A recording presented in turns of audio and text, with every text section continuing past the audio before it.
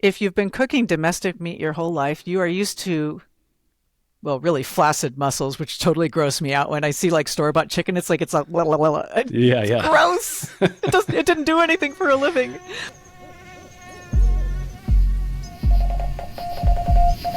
Welcome to the Wild Dispatch!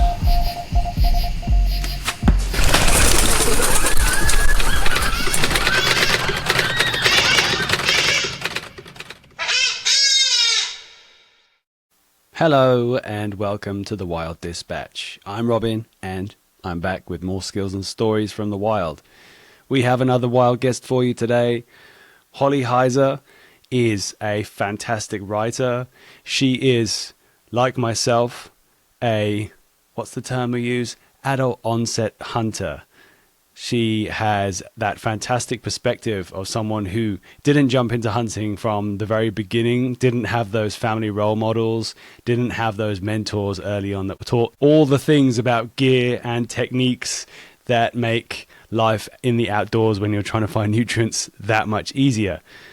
But what she has done is taken her journey of learning and given it to all of us. She has taken many of the things that she's learned and created wonderful nuggets of information, whether it's through her articles or through videos that teach people the many things that we may not have learned. So thank you for that, Holly. I also want to give a quick note to everyone. Hunting season in California has landed, and that means that lots of time has been spent out in the boonies, which is fantastic for that feeling inside when you're out in nature, but it's not that good for making podcasts. So this is a little warning. The flow of episodes might not be quite as constant as it usually is. I'll do my best to get episodes out as quickly as possible. I'm not going to put too much pressure on myself because the freezer has an echo right now and it needs to be filled. It has been filled a bit, I've got to say. So the last week has been amazing fun. I've been out on several different trips, a couple of ocean-bound excursions. The last day of salmon fishing was a great success. The salmon was with Dennis. We've got some whoppers on the boat, so that's great news. Isla took me out. We got a bunch of crabs and managed to get some nice lingcod on the boat too. And then also going off hunting with Tiffany Friedman, Dan, who's also been on the podcast. We managed to get a hog on the ground too. So thank you to all those people. But also, right now, a huge thank you to Holly. Here's our episode now.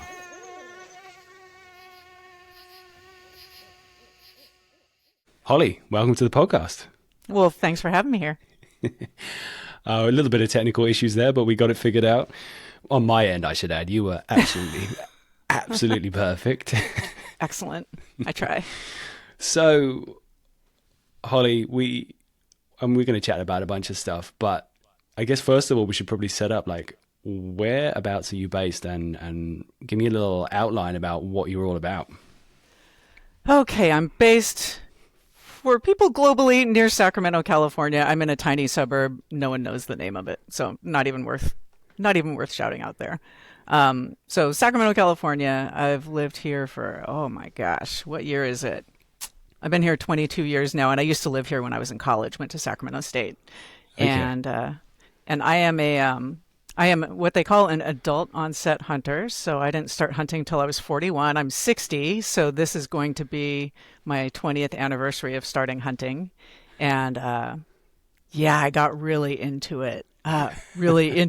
Just fell into it really hard. It's like, this is the most amazing thing that's ever happened to my life. And started writing about it, had a blog for a while about it, do a lot of how-to videos. And then, like many adult hunters I know, I really started to love mentoring new adult hunters because, you know, when you grow up in a hunting family, you absorb all this information all the time. There is a lesson happening at all times, and you're exposed to everything. And more importantly, you have people who buy gear for you or Yeah. borrow gear for you. And when Yeah. you're an adult, you have no clue. If you have no hunting people, you have no idea what to do. So I have a lot of empathy for people like that. So got into mentoring. I've worked in the hunting industry a little bit. I worked for California Waterfowl, which is a fantastic hunting and conservation organization in California. They do a lot of conservation work, so habitat work, and they do advocacy and at the Capitol, which is desperately needed in California, as you may know. Yeah. And a lot of kids programs and hunt programs. They own all these properties that you can hunt on, so they actually increase hunting opportunity in the state. If you're into duck hunting, and they do other stuff too, a little bit of pig hunting and turkey and so on. So I worked for them for quite a while, was their magazine editor.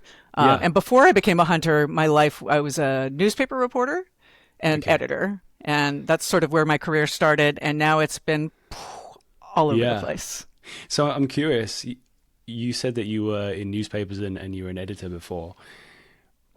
What was your perspective before you got into hunting? I'm always curious because I actually also I should say I'm an adult onset hunter as well. So I've gone through that kind of experience too, but I'm always curious to hear I'm assuming in a little bit more of an urban environment at that point, if you're working in that thing, or maybe that's just a wrong assumption, but oh no, there's no great journalism jobs in rural environments. They're all in cities. That's what I was thinking. So what was did you even have an opinion? I kind of did. So my background, interestingly, my dad's family hunted, but my dad stopped hunting before I was born, and I didn't start hunting until after he died. So we completely missed each other on it, which actually breaks my heart because it would have been really fun to hunt with my dad. We didn't get to do a lot of stuff together, and I would have just cherished having memories like that. But when he gave up hunting, what he took up was raising animals. So we raised animals for food from the time I was 7 years old.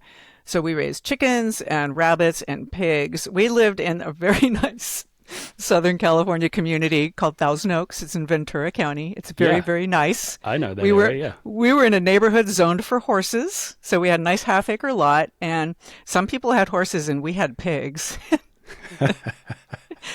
And when it came time to dispatch them, Dad did it with a .38 revolver.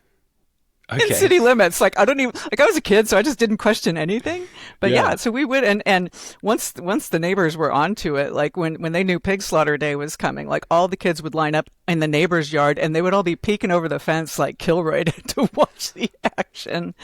So that's the kind of family I was raised in. So I was around killing animals, and I understood killing for food. The first thing that they killed for us to eat was a rooster, and his name was Henry VIII. And we chopped his head off. And my dad decided to off him because he had attacked me. I went into the chicken coop when I was wearing shorts and a halter top, and he just raked his claws down my back, and Dad's like, "That's it, we're eating him."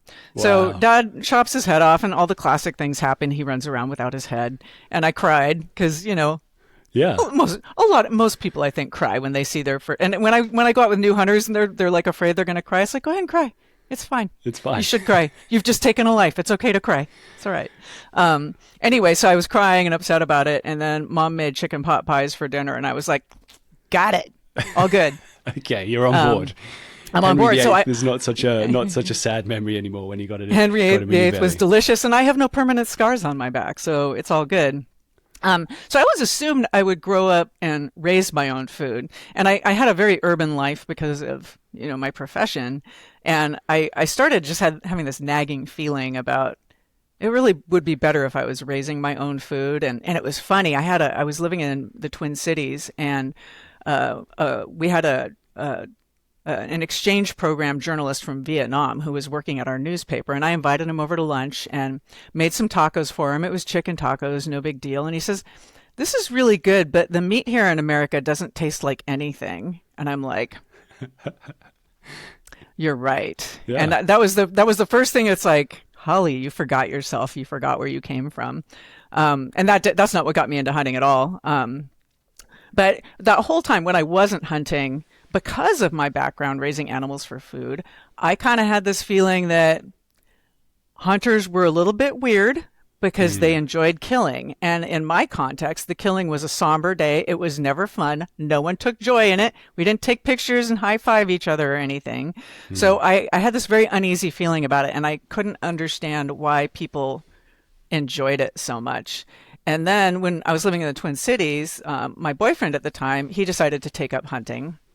And he kept inviting me to join him. And here's how the hunting conversation went. We were on a road trip, and he said, "I'm thinking about getting a gun." And I'm like, "Why?" And he said, "Well, I think I want to start hunting." And I said, are you going to eat what you kill? And he said, yeah. I said, okay, that's fine. So that was like an acceptable use to me. And he really got into it. And Okay. he kept inviting me to hunt. And once, like, if my boyfriend isn't a crazy sicko for enjoying doing it, then there's got to be something wrong with my assumptions. So finally, he hunted rabbits and pheasants when we were in the Twin Cities, and then we came out to Sacramento, and he looked up what's good to hunt near Sacramento, and we have epic duck hunting in this area. It's really, Okay. really good. Some of the best duck hunting in the country, and really good public land hunting too. So he taught himself to hunt, and mostly he shot really foul-tasting birds like coots, and he'd bring them home and cook them, or be like, yeah, that wasn't very good. And finally, he started killing some ducks. He taught himself to hunt. My hat's off to him completely for that. It's very hard to teach yourself to duck hunt. It's Yeah, one of the most absolutely. complicated things you can do. And he finally started bringing home ducks. And one night, he roasted some ducks in the oven. They were probably teal, which is one of the most delicious ducks there is. And we were sitting at the table, and they were just whole birds. And we just picked them up like big apples, and just like nom nom nom, and grease was dripping down our chins, and the cat was circling the table, meow meow meow, I want some. And I just looked at him. I probably had grease dripping down my chin when I said it, and it's like, I am ready to start hunting. I want more of this. I want to eat twice as much as we're Yes. eating of this. And I thought at that time it might be like, maybe we'll go from 12 ducks a year to 24 ducks a year. And then I became like a stone cold duck killer, and I was getting, a lot more than that. But when I told him I decided to hunt, he said, well, let's take you on a hunt to make sure you're okay with it. So we went on a pig hunt down on the Central Coast near Paso Robles. Okay. Robles. I always Yeah. try and pronounce it Spanish. I know it's Robles. I gotta I just gotta accept that. Anyway, so we went on this pig hunt, and immediately, we didn't see any pigs the first day, but immediately I was struck by how different the land is when you were hunting. And I'd grown up in the country. Well, I grew up in the city. We moved to the country when I was 9 years old, so I had a lot of country life as well. And so I was no stranger to being in wild places, but suddenly when you're hunting, everything is different. You're looking at it in a different way. And the next day we went out in the morning, and we're driving down this road, and I was the one who spotted pigs. And so he ended up getting one of those pigs. And then I helped him clean it because I was also no stranger to that. Yeah. And the whole experience was just absolutely electrifying. And the success, I mean, the success of the kill is important, and it does make you want to celebrate because it is not easy and a lot of work goes into it. But the complete package of everything we were doing, the way the land appeared so different to me, it just hooked me immediately. And then the more I hunted, the more I got into it. And I went down the rabbit hole. I took the red pill, all the things, just absolutely fell in love with it. And I'm sure we'll talk a lot about that journey today, but yeah, my life, everything I want is outside, and everything in civilization drives me crazy. Every time I drive on a crowded freeway, I just can't wait to be away from it. So completely changed my life. That was a Yeah. really long-winded answer. No, I hope you it's got great. something out of that. No, it's great. It's great. If you're comfortable answering, what drove you? Said that you used to be a reporter and an editor, but what drove you out of that in the end? Like, do you still dabble? Because I kind of have a similar feeling about some of what I might consider was my profession. I don't know. Yeah. But yeah, I mean, was it just the wilderness that pulled you in fully?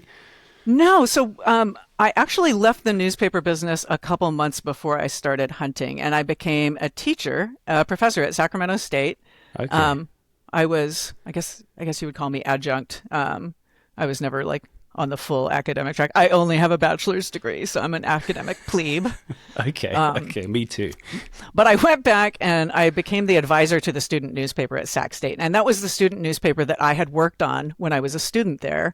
Cool. And when I left and went out into the real world, I literally thought this to myself. I literally thought it would be really cool to go advise that newspaper one day, because I would love to tell them what I wish I'd known when I was there, because the Yeah. real world is so different from what you experience in college. And I had a lot of practical experience. So I was ready to leave the newspaper business. I left just before it really started collapsing, when we really started losing a lot of readers because of free online content.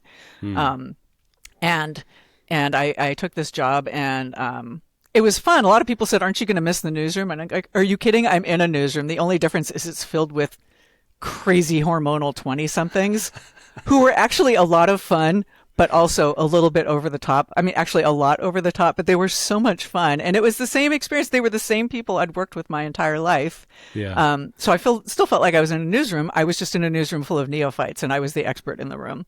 And they were also my experts too. I decided to use that time of my life to branch out. So I had been only a writer at that point, but I was always interested in photography. So I took up photography, and my photo students were the ones who taught me a lot of stuff about cameras and photo editing. And then I finally started learning enough that I could teach them. So they really, being around people that age is so fun, because once you reach a certain age, it's really easy to start calcifying in your brain a little bit. Absolutely. And young people are really good at scraping away the calcification in your brain.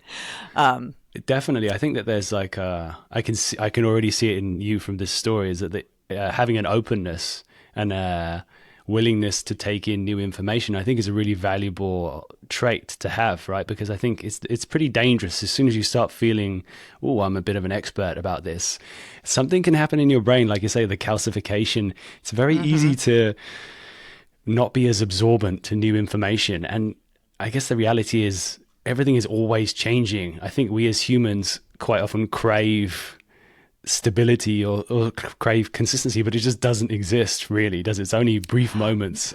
Yeah, not in this world. Not in this world. Things just move so incredibly fast. And you reach a certain age and you get a little bit tired of that. I'm a little bit annoyed with AI right now. A lot annoyed with AI. Like, why are you coming for my job? I like what I do. I like writing. I don't want you to take writing away from me. I don't want you to take photography away from me or photo editing.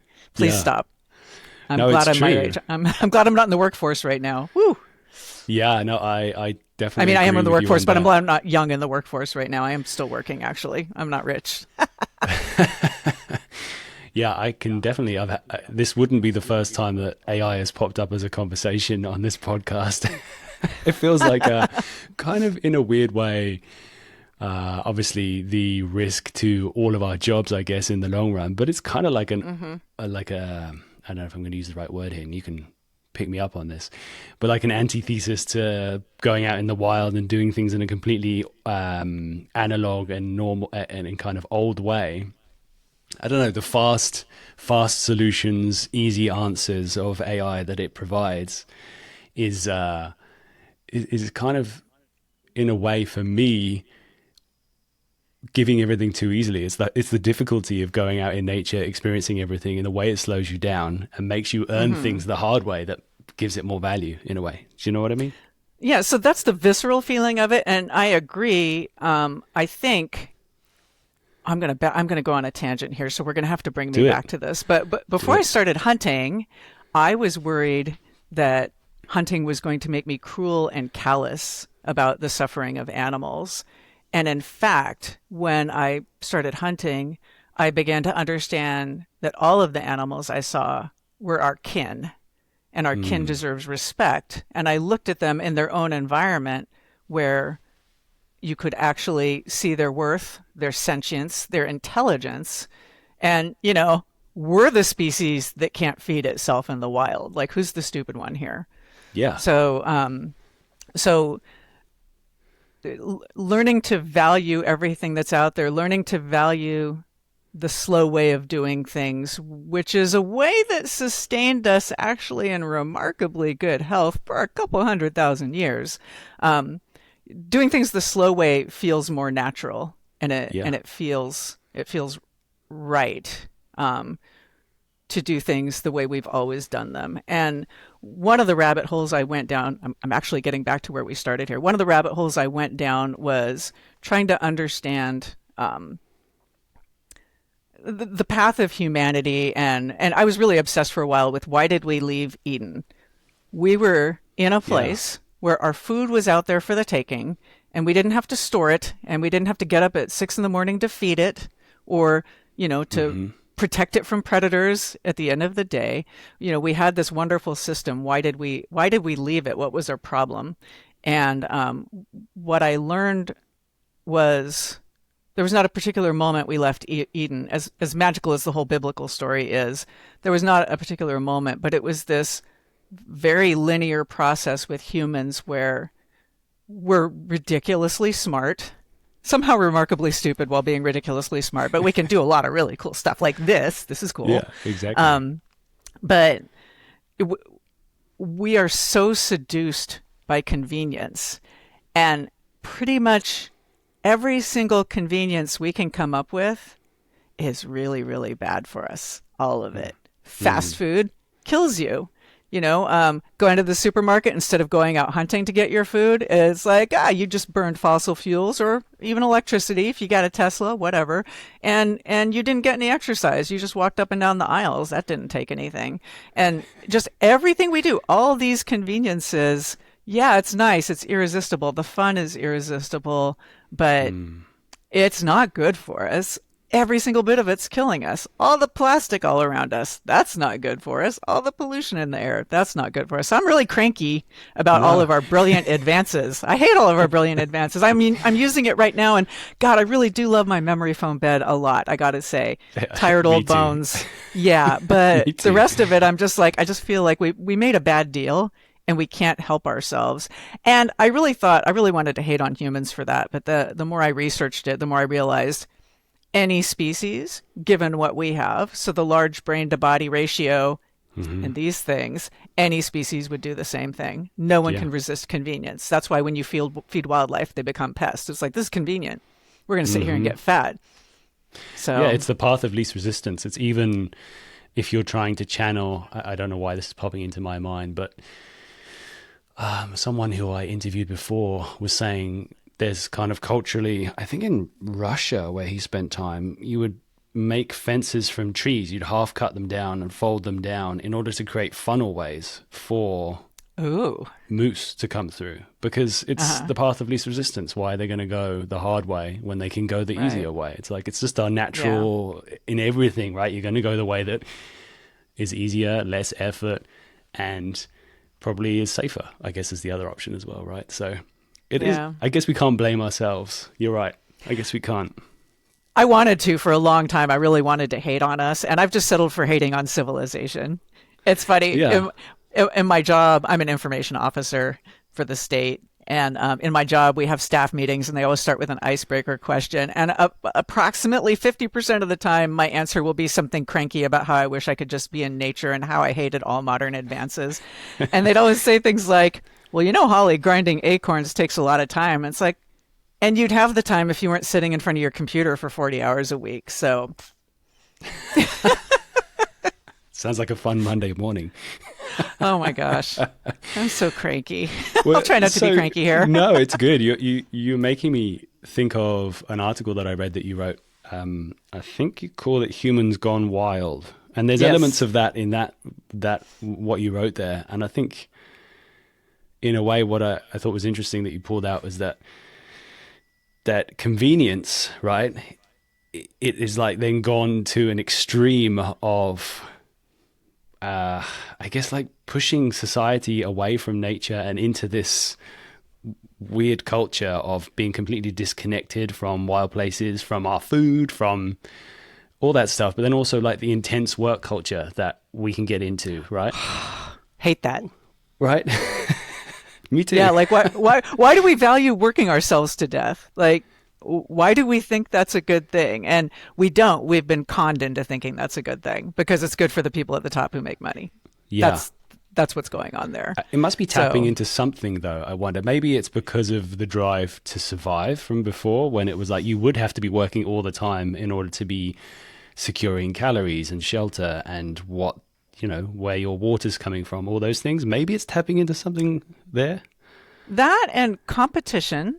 Okay. And me personally, I love excellence. I like doing really cool stuff. Behind the screen that's in front of me now, I've got a spreadsheet I'm working on. It's going to be a big infographic about data about duck hunting in the last season. And I love doing this thing, and I want it to be the best thing it can possibly be. And I love that kind of excellence, and I will work really hard to do it. But I actually, I stopped my overwork habit in 2019 when I completely pushed myself over the edge. It's like, the edge is coming, kept warning people, it's coming, it's coming. Okay, I'm going over the edge now. Okay, all right, bye. Yeah. And I finally decided to start taking care of myself and stop doing too much work. And I had just piled so many things on myself in the name of success. I had my day job. I had my freelance gigs on the side. I hunted a lot, and I just dialed everything back. You don't have to do everything. And it's the FOMO culture. Yeah. Like, you got to do everything. Yeah. You got to be great. And legitimately, there are professions where if you want to succeed, you've got to hustle. And I'm 60 now, so I'm approaching retirement. I have proven myself. I know what I'm worth. I know what I can do. I don't feel like I have to be proving myself constantly. But I think for most of our adult lives, we feel this need to prove ourselves so that we can get ahead or stay ahead and survive and make enough money to live and have our dreams so that we can ultimately scrap all that crap and just go inside, enjoy ourselves out in nature. Yeah. Yeah. I think it's our natural drive, and people capitalize on it to our detriment. Yeah, it's true. I completely agree with you. It's sort of how, the thing I guess that is curious is why we don't make those sacrifices earlier, because ultimately if all we're trying to do is get to being outside or having time to do whatever we want to do, which we probably don't even have time to work out what that is yet, why aren't we just dialing back and doing it? Maybe AI is going to help us with that because we won't have jobs anyway. Well, I hope AI is paying my bills too, but somehow I don't think there's going to be any money left over from AI for me. I don't think they're going to be sending me a check. Probably not. No, I mean, that's probably true. No, yeah. But the whole thing of people waiting till retirement to go enjoy themselves and go places. And my life when I retire, and I hope to retire in about a little over 4 years, my life when I retire is going to be like my life right now, which is going to be hunting, foraging, hiking, training my dog, and then not having to work 40 hours a week on top of it. I'm not going to like suddenly come to the screeching stop and be like, oh my God, what do I do with my life? I'm going to keep doing what I'm doing. I'm going to enjoy it more, and I'm going to sleep in and be better rested and probably happier. Yeah, I think. Don't mean to rub it into all you young folks out there, but I'm almost there. Well, in a way, I think So my wife and I have tried to do some aspect of that in some way for the last, 10 years or so, where we realized we spent some time with friends who are far more flexible with their schedule. They work for themselves and they're able to work for long periods and then get stuff done. But then they can just go and take time and go and do things that they want to do. If they're passionate about something, if they want to go on a break or if they want to go on an adventure, they're able to do that. I mean, obviously there's pros and cons, but since moving to the US and then we actually got our citizenship a few years ago. That gives us... Congratulations. Thanks. That gives us the flexibility to, not have to answer so much to people. I mean, obviously we still got to pay the bills, which can sometimes be a little bit stressful. Right. But that freedom then means that you can go and really pursue something that interests you, does that make sense? Yeah. Like live your life now to the extent that you can. I think the other thing driving the high performance work ethos is if someone else is doing it and you're not, then you look really bad. Yeah. I'm 60, so I've reached that age of like, I don't care how I look, and I actually work really hard. So when I'm on, I'm on. But but if you're putting out an average performance and everyone else around you is working 60-hour weeks, then it makes you look bad. So we're kind of compelled to go along with what everyone around us is doing. This happens in hunting. So I'm a duck hunter. One of the things duck hunters use is spinning wing decoys. And spinning wing decoys are a pain. They have parts that you have to keep dry, and they have batteries. And mostly birds get onto them really fast. And so the birds will be like, oh, that's a hunter there. They work for about a week. And then you have to have one because if someone near you has one and you don't have one, then all the ducks are going to go to them. And the funny thing is the ducks are going to flare off of them too because they're going to say, oh, that's a hunter down there. But if you don't have one at all, they're not even going to come close enough to flare off of you. So it's this mutually assured destruction thing where we all have to have the same level of gadgetry and stuff. Yeah. If you want to be successful. And it's not that I have to beat the guy next to me. It's not that I need to get more ducks than the guy next to me, but I put in a lot of effort when I go duck hunting and I get up ridiculously early. I would like to bring home some ducks, please. Yeah. So, yeah, the Absolutely. whole compulsion to keep up with people is it's there. real. It's real. It's not just an illusion. You know, it's not a figment of our imagination that we need to do that. There's real consequences when you don't keep up with everyone around you. So when you say flare off, what does that mean? That means they're coming in and they're like, no. Okay, they just make a turn and they're like, no Yeah. thanks, I'm going to go somewhere else. That looks like people with the bang bang sticks. Okay, and you think they are trained? They have like an instinct for these things? Or is it just like I mean, how would you know? You're not having a conversation with them as they're flying through the air. But do you think this is something they learn from bad experiences? Or do you think it's just like a primal thing? No, I don't think it's primal at all because the way a spinning wing decoy works is the wings spin around, it's black on one side, white on the other, and when it spins, it's a flash. And if you've ever watched ducks coming in for a landing, when they're just a foot off the water and they're flapping, you will see that flash. And so what it looks like is activity. And ducks are highly social animals, so they are drawn to activity. A mojo is very good, a spinning wing decoy is very good for attracting them. Also, getting up to rearrange your decoys, having a snack, lighting a cigarette, or taking a leak, equally good, because they just want to see activity down there. Interesting. Yeah, no, ducks are super fascinating. So it's just to attract their attention and make them think it's a party. Ducks are just like, hey, it's a party down here, let's go. And that's just how they like to roll. But the problem is once they get close enough to see that it's a spinning wing decoy and not a party, then they say, oh, I've seen that before. That's trouble. So they absolutely learn to associate it with being shot at. And, you know, their buddy Herbie getting knocked down and Yeah.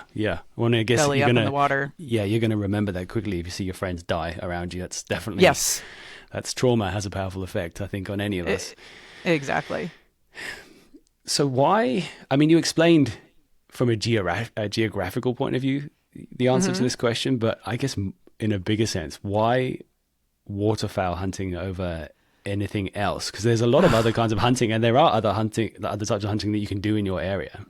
Oh, yeah. And actually, now that I have a dog, I do them. And I got a dog last year specifically because a couple seasons ago, we had a really terrible season. It got too warm, so the ducks didn't have to come down from the north. And so the duck hunting was really poor. However, the upland bird populations, quail and grouse and pheasant, to the extent we have any left here, they were doing really well. And if I'd had a dog, I could have gone upland hunting. So I actually love all bird hunting. Okay. I am absolutely captivated by birds. And there's stuff that's very attractive, like upland hunting. Like, you get a much later start in the day. You don't have to get up at 1:30 a.m. to go to a refuge. Refuges are just, the duck hunting it's crazy hard. But there's a couple things. First of all, ducks are delicious. Like, there's 3 things in the wild that are just wild little pigs, just loaded with fat. And that's pigs and salmon and ducks. And these are the little fat beasts. And they're not fat everywhere. They're fat here because we create an incredible amount of food from them. Our wetland habitat is absolutely superb here. And we have tons and tons of rice fields. So there's a lot of good crops for them to eat as well. So there's stupid fat here. I mean, when I was hunting ridiculously, like 3 days a week, which is exhausting when you have a day job. When I was hunting 3 days a week, we were easily rendering out over a gallon of duck fat a year for use around the home. And duck fat is delicious. Like, you know, people think you do all this high-end stuff with it. You can make confit and do this and that, or you can just like cook your tater tots in it, and that's really good as well. Yeah. So the duck fat is delicious. Ducks taste good. They taste amazing. They're really fantastic when you cook them properly, and a lot of people don't, so they think they taste terrible, but they're just not cooking it right. And the other thing is the way they come in. So for upland hunting, the beautiful thing about upland hunting is you get a lot of walking in, and you get to work behind a dog, and the dog slams into a point on a bird, and it's super exciting, and there's mayhem. But ducks come to you. You sit and hide, and you put staggering amounts of money into gear to put out decoys and have the spinning wing decoys and everything you need, motion decoys and battery motion decoys and string operated ones. And you go through this elaborate routine just for that moment where you see ducks coming in and it's like, are they going to do it? Are they going to do it? Oh my God, they're going to do it. Oh my God, they're coming in. And you just about lose your mind with excitement because they're about to be right there. And the way they come in, their wings are cupped and they're like bombing in. And it's just exciting. It's crazy, crazy exciting when they come in. And when you get a good shot on them, they fly really fast. I'm about to have a cat walk across the screen here. I apologize. Oh, no worries. This is Xochi. Hi, baby. Hi, Xochi. You go away now, honey bear. But yeah, ducks are, they're just really, really fun, and they're beautiful, and there's a lot of variety, and you typically, on a good day, you get a lot of action. And that's what I like about birds generally. I've done a little bit of big game hunting, and I enjoy mammal meat. But I have friends who give me mammal meat, so I just focus on birds. Yeah. And I live alone. I don't need that much meat. So I'd rather go out and have a lot of hunting and come home with enough birds to eat for the year than go out and shoot an elk and my freezer's full and I don't have room for anything else now.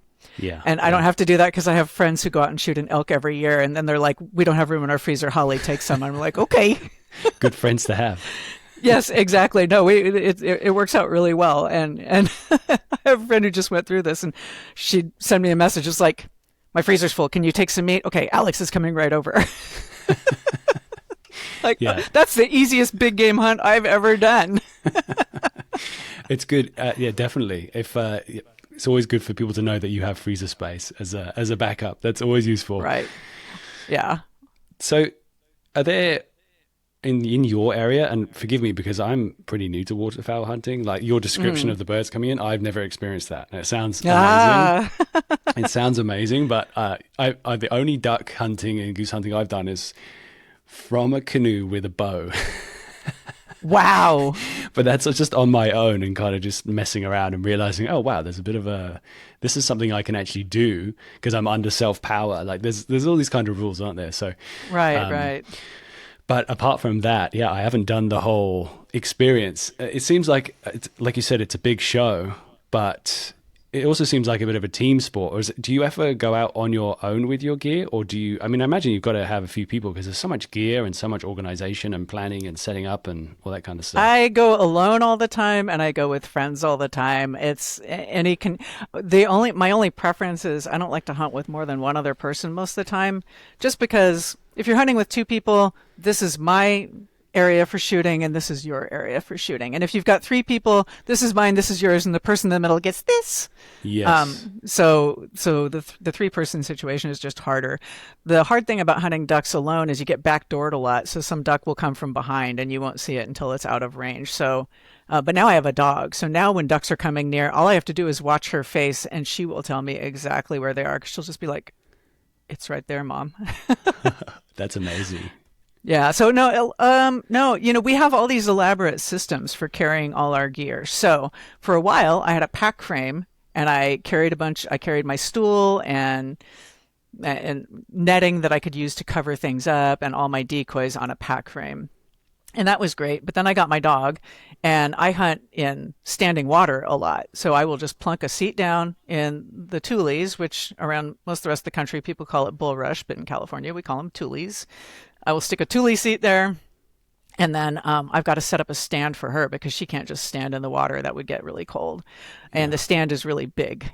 So now I have a cart, which is a converted Bob double jogger. Bob double jogger is the most coveted thing among duck hunters because you can strip out all the baby stuff and it will perfectly fit a standard sled. So we have these plastic sleds. People use them for deer hunting also. Yes, and okay. you take the cart out to wherever you're putting into the water and then you slide the sled off and then you float everything out the rest of the way.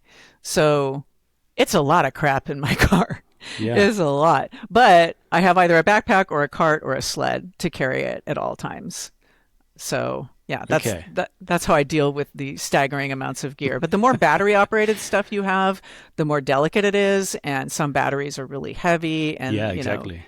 things get crimped that you don't want to get crimped. So I try to keep it as simple as possible. I like a duck hunt where I can throw out half a dozen decoys and sit down and be quiet and just blow my duck call well and get some ducks.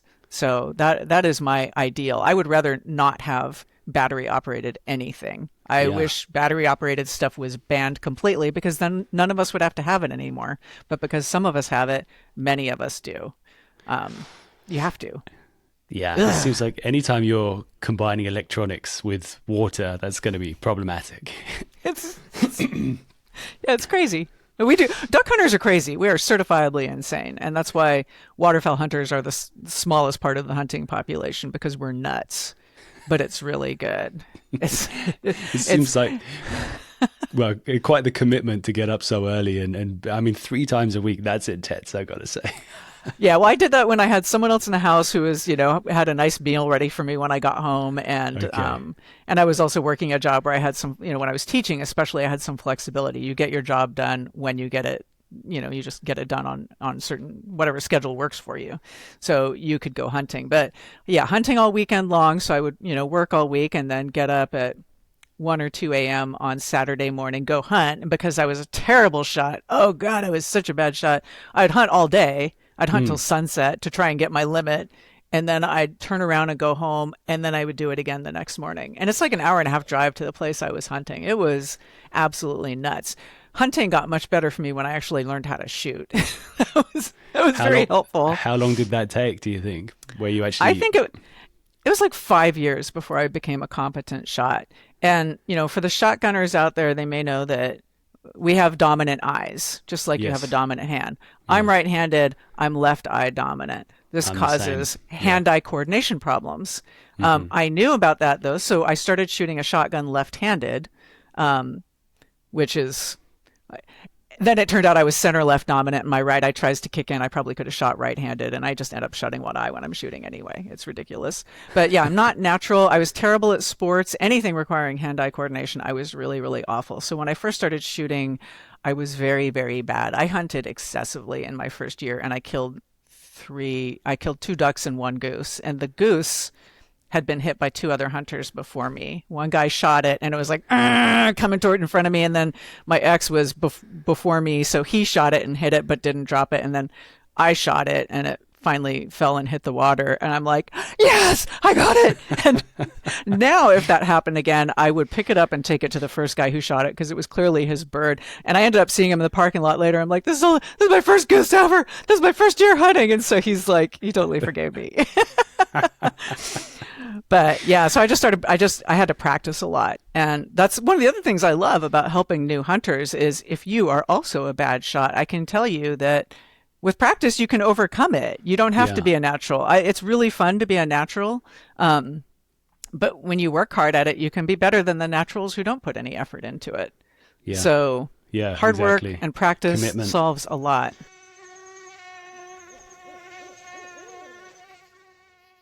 We're going to come back to this conversation in just 30 seconds time. But first, this is an invitation to check if you are already subscribed or following the podcast. Then now's a perfect moment. Give it a quick follow, give us a subscribe, and make sure that you are in the queue so that you will always be up to date with all the adventures that are coming down the pipeline. We have some really good ones lined up, and I'm sure there's ones that I don't even know about that are destined for the future of this podcast. Here's Holly. So when the birds are coming in and you have that feeling like they're coming, they're going to do it, what are the birds that you hope most are the ones that are in your sights? Because there must be some favorites. Yes. Pintail, which is an elegant, incredibly beautiful bird, and they just have the cleanest, most perfect fat. And when they're rice fed, they're absolutely delicious. So I've never had a bad pintail. I love American widgeon. American widgeon. My first duck was an American widgeon, so I'm very fond of that. I love the call they make, their whistling sound. It's a really neat sound, and it's a lot easier to do than blowing a duck call, the quack, quack, quack call. Okay. And usually as delicious as a pintail. They're just a smaller bird. And then a green-winged teal is the same level of excellence in taste, but a much smaller bird. So its body is about this big. Wow. It's the smallest duck. That's The like smallest size of all an the ducks. Orange almost, the sort of size that you're doing there. A It's really like- big orange that's been squished a little bit. Okay. And teal are really fun because they fly a little bit crazy. And so when you can hit one, I mean, when you hunt on public land in California, much of the public land has a 25 shell limit. And so you can only have 25 shells in the field. So if you blow through a box of shells, typically you can get more, but you have to go to your car to get it. And if you're a long way from your car, it's going to be exhausting. So you try and conserve shells. And teal are the single biggest thing that make people blow through shells at an alarming and embarrassing rate. So teal, people think they fly fast. They actually don't. They only fly 35 miles an hour. And there are many faster ducks. But they fly low. And when they're coming straight at you, they do this thing where it looks like they're braiding. It looks like they're like there'll be a whole group of them doing this, and then you're just like mesmerized. Like imagine the little googly eye thing happening. Yeah, So they're it like just kind of blows your swirling around. mind. And they come if they're coming straight at you. This is the very worst thing. You do not ever want them coming straight at you. You stand up to shoot, and they form this starburst like fireworks. They just go boosh like this. And so the first person who shoots is going to miss because they're going up so fast, you will shoot below them. And the smart people wait for some guy to empty his gun first. And then when they're straight overhead, you can just pick them off quite effectively. I still, after 20 years, don't have self-control to not take that first shot. Because it's just like, I have to do it. And also sometimes they do a lot of slow or low flying across the water in front of you. So teal are highly likely to do crossing shots. And I am a little bit unusual in that the crossing shot is my favorite shot. It is my very best. And so teal shooting when you shoot teal well, when you actually get one, it's a sign of being a good shot. So you get a tasty little bird that plucks really, really fast, which is also nice. And it means you did a good job shooting. It's not like a fat old mallard sitting there doing this over the water. And it's like, that's not hard to shoot. And it's like, bang, point and shoot. So yeah, teal are a point of pride. And yeah. Do you think They're that makes amazing. them taste better as well? Because there's the achievement of getting it. No, but it's nice that it's, bufflehead are also hard to shoot, but I don't feel that excited when I get them because Okay. because they actually their fat tastes actually really terrible and fishy, so I try not to shoot bufflehead.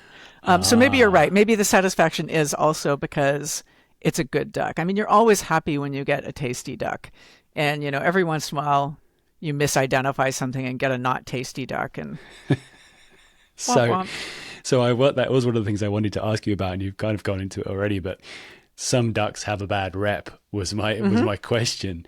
So you made me think of, and I think this is maybe one of the ducks that has a bad rep. I think the first duck I shot with my bow when I was on the canoe was a merganser. I'm so sorry. Last time I shot a merganser, I had it mounted because I didn't want to eat it. So that's the funny thing, because a few of my friends had the same reaction when I told them that exactly. And I was like, what are you talking about? But the thing was, apparently they taste bad. But like, I actually found it pretty tasty, but I think because people warn me that they're super fishy, I think that's the kind of understanding, right? Yeah, So I just because they literally smoked eat it. fish, Robin. Yeah, obviously. Yeah, I just smoked it for like a long time. I put it in the thing, and it tasted great. Wow. Well, Maybe that now, was was just it a my common enthusiasm. merganser? A common merganser or a hooded? The hooded ones, the ones with like the thing behind there. Yeah, and they're smaller, and the Well, common is pretty big. Okay. I'm not sure. Okay. I think it was the common. I don't know. I think I've heard the commons taste better, and I've only shot one, and I had it mounted. The hooded mergansers, I know all the tricks. Like generally with a bad tasting duck, all the bad taste lives in the skin and fat. So if you take off the fat, it's good. And with many bad tasting ducks, you can cook the breast, and if you take off all the fat, it's fantastic. And sometimes you can cook the legs, and after long cooking, the bad tastes in the legs are actually pretty neutralized. I don't think you'd want the skin like on a spoonie, which is also often a foul tasting duck. No pun intended. But yeah, as with hooded mergansers, when you take the skin off, and by the way, you have to fillet them, it will not pull off cleanly. The meat still has a rank taste to it. And I know many people who can eat that and they're fine with it. No, that's a lie. I don't know many people. I know a couple of people who will eat them and be fine with it, but I want my duck to taste like duck. So I just try really hard not to shoot those. Yeah. I'm glad it tasted good for you. I mean, that's great. Well, I didn't shoot another one, so it can't have been that good. All right. Well, there you go. That tells you everything you need to know. Okay. Well, okay. Yeah, so people have a lot of funny biases, though, because like a ruddy duck is in the diver duck category. People think all diver ducks taste bad, but then they forget that a canvasback is a diver duck, and a canvasback tastes exceptional because it's eating...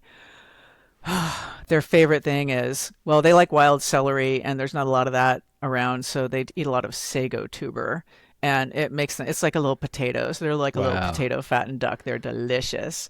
And ruddy ducks, for some reason, they have a really bad rep. And ruddy ducks are fun. They're a small duck, they're a little bit bigger than a teal, and they've got this fat little bill, and they've got this stiff tail that when they're parading around on the pond, the tail sticks up really stiff, and they've got cute little heads, and they walk like they swim like models on the runway. They'll be like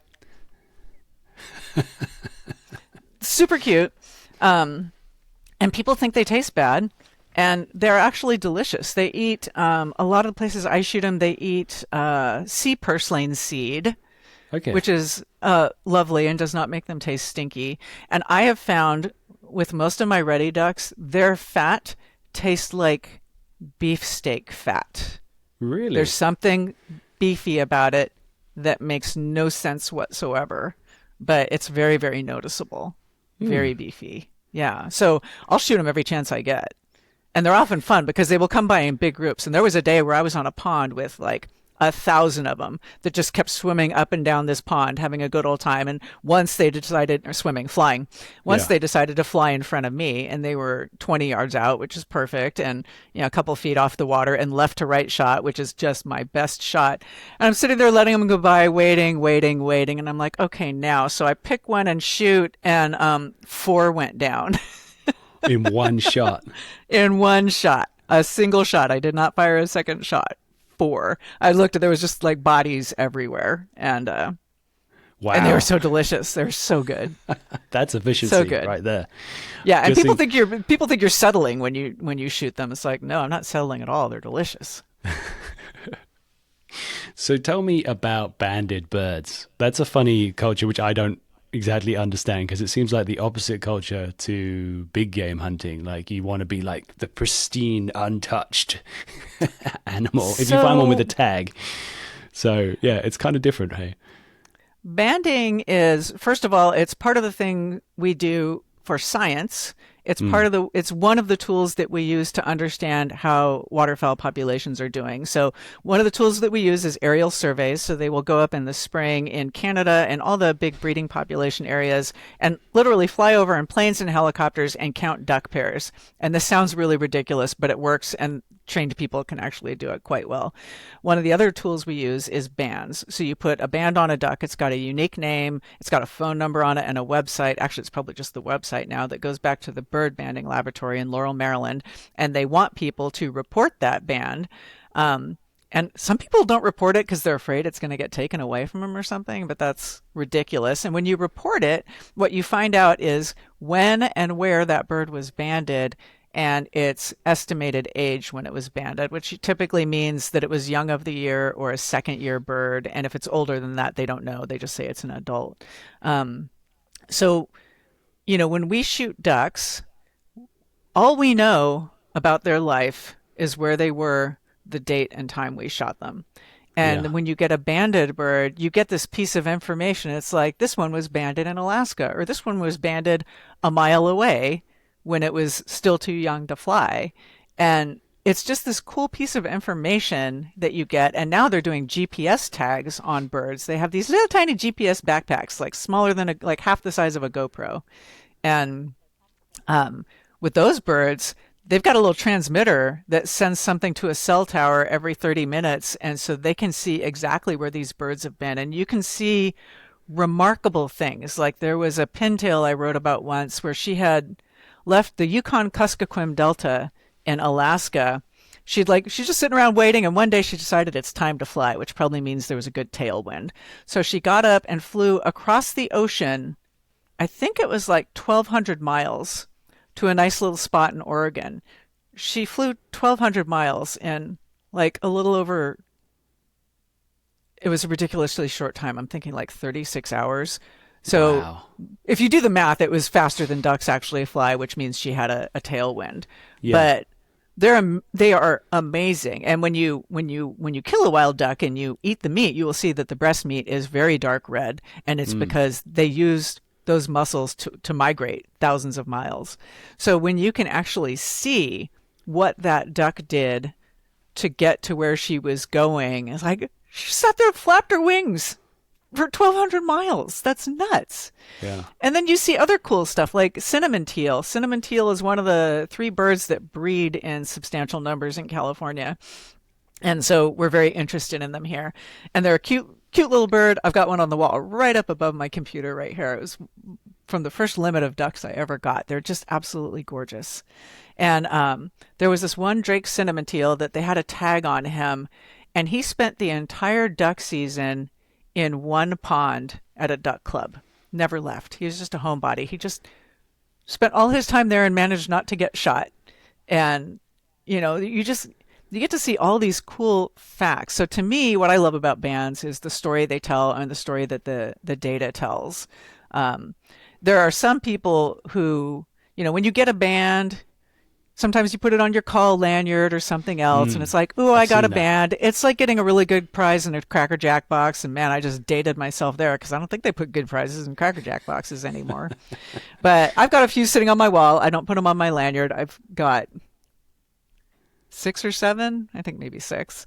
It's not a lot. But some people really go after them. Like it's this point of pride to have a lanyard that's just covered with bands. And typically what it means if you've got that many bands is you hunt in a place where they ban birds. Because if you hunt where they're banding them, they tend to stay there for a while before they fly off and move someplace else. So there will be high concentrations of birds with bands. And then there's people who actually target banded birds, and the biologists really hate it when people do that because it skews the data. The whole point is to get data about how old the bird was when it died, and that helps them determine there's formulas that help them determine population levels and the health of the population. So when you've got people specifically targeting them, it skews data, so they don't like that. So when you say targeting, do you mean like they're looking in the sky, they're seeing a bunch of birds, and they can actually see one that has a band on, or they know the area where they're going to be, so they're trying to go there to target them? I think, and I haven't done this, so my knowledge is kind of limited here, but I think if you're in a place where they band a lot of mallards, and you can get mallards to come close to you because there's not a lot of pressure. When the mallards come in and come close to you, they're flapping their wings like this, and their legs are dropped down completely. So if you've got 5 mallards in front of you, you can see the band on one of the legs. Okay. So that's how you target them. You can't see a band from a distance. Yeah, I was going to say. Yeah, they've got to be really close. So it's really a function of if you've got a bunch of birds coming in and you see bling on one of them, then you go for that one. Yeah. I don't care that much. I mean, honestly, if I saw one that had a band, I would probably want to target it too, because it's just fun, because then you know something about it. Man, I was on a hunt with a guy. He was in a different party than mine, but he went out with another guy, and a pair of mallards came in, a hen and a drake, and one got the drake and one got the hen, and both were banded. And so they reported to the bird banding laboratory as soon as they got in and had cell phone connection. And those birds had been banded one day apart in the same place 6 years earlier. Wow. Which means, now I'm extrapolating, but I feel like this is a pretty safe bet, that was a mated pair that had been together for 6 years. Wow. So, yeah, that's the cool thing about bands. It's like it tells you a story. You get how often do you get to really understand the story of a person even who you get a fleeting glimpse of once? You Yeah. just don't. And the story is what makes it so exciting. And it's funny, the story is what makes hunting exciting too. I feel like the story of the hunt is we love sharing that with each other. All hunters, like, it doesn't matter how different you are, how different your politics are, how different your background is. You get together with another hunter and you start talking about the kind of hunting experiences you've had, and you're just immediately enthralled. You are immediately connected because of these stories that we share with one another. So our attraction to stories is, I think, a good thing. It's among the more Yeah. wholesome things we could say about ourselves as humans. Well, I can imagine it's probably some of the oldest stories known to mankind, right? Like that's Right. it's It's the original story. It's the original Yeah. storytelling. And it's funny, there were, when my ex was still here, if I'd been working all day and he'd been hunting and he came home, like if he came home from work, I didn't necessarily want to hear a whole lot about his day, but he came home from a hunt and it'd be like, Yeah. I want to hear everything. Tell me every detail. And it was the same. Like you will drop everything and listen to that story when you don't really want to drop everything to listen to the story of how your computer was giving you trouble today and someone kept messaging you and then you had to go to a meeting that you didn't want to go to. It's like, who cares? It's true. But tell me everything about your hunt. Tell me everything about when those birds came in or when you saw the buck or Yeah. the crazy thing that happened that had nothing to do with killing anything, like when two swans flew over your head. The story is Yeah. everything. It's interesting as well though because there is like that duality, and we talked about this a bit before, but there is a duality of feeling, right? Like it's incredible having that information that tells you the story of those two ducks that were together for 6 years, but there's also a sadness to that story as well. Like you can't step away from that. And I think that's maybe what people who aren't hunters, and this is speculation because I'm not in that group anymore, but I think that's what makes people feel they connect to that part and they find that part the sad part. But I think the reality is like this is nature, right? And that's just something that you've talked about before as well, like the detachment of like feeling like humans are better than all other animals, and I mean, other animals have been predating, animals eat each other all the time. Right. In horrifying fashion. Oh, absolutely. Absolutely horrifying fashion. And yeah, I think the disconnection from understanding that's how things are. And you're right. It is sad. It's like, oh, they were a cute little couple and then you killed them. And then you kind of feel good that you at least got both of them. So one of them didn't have to be sad. That's like our little consolation prize. Well, at least they're not grieving each other. I don't know. I guess, yeah. But this is how nature is. And I think humans generally, and I think very specifically humans in our society, we have come to expect that bad things aren't supposed to happen. And in nature, bad things happen all the time. You can trip and fall. You can injure yourself. You can get sick. You can consume the wrong thing and you can die, or you can be predated. Yeah, you can watch your and siblings get torn apart by predators. It's exactly. And Yeah. and we've come to expect that bad things should never happen. And when you listen to people talking about death, they often describe how wronged they feel by having had this person taken away from them. And it is simply how life is. And I think our views about death are a reflection of our complete disconnection from the way life is. Like, I'm sorry, rights are a construct. There is no entitlement to life. You can try, you can give it your best in nature. That's all you can do. That's the only right you have, is you can give it a try and see if you can make it and see how long you can make it and hope that you live a good life and that when your life ends, it doesn't suck too bad. Yeah. That's it. That's Yeah. it. It's all the best any of us can hope for, I guess. Right. Right. So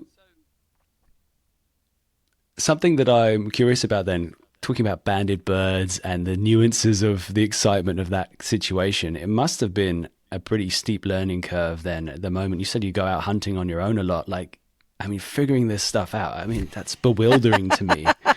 How many days must you have had where you're just like, well, nope, I guess nothing flew into me this time? My early duck hunting experiences, I went duck hunting. My first duck hunt was in mid-November 2006. And I would go hunt with my boyfriend. And then I remember it was somewhere between Christmas and New Year's. It was probably a Wednesday. A friend said, hey, let's go up to the Sacramento National Wildlife Refuge and go duck hunting. And he didn't have a reservation. A reservation is how you get the right to get in early before shoot time. And he says, no, you don't need a reservation. You can just cruise in at 9 o'clock, having slept in and enjoyed your coffee. And then you just get in line and wait. And as people come out, they let more people back in. And I looked at this and it's like, this is money. I can do this. Yeah. And basically, if you want to hunt ducks alone, there's some people who feel like if you can't identify every duck, you have no business out there shooting ducks. I disagree with them completely. And there is, in fact, a former chief of the wardens in California who said this is his duck identification advice for new hunters. And it is this.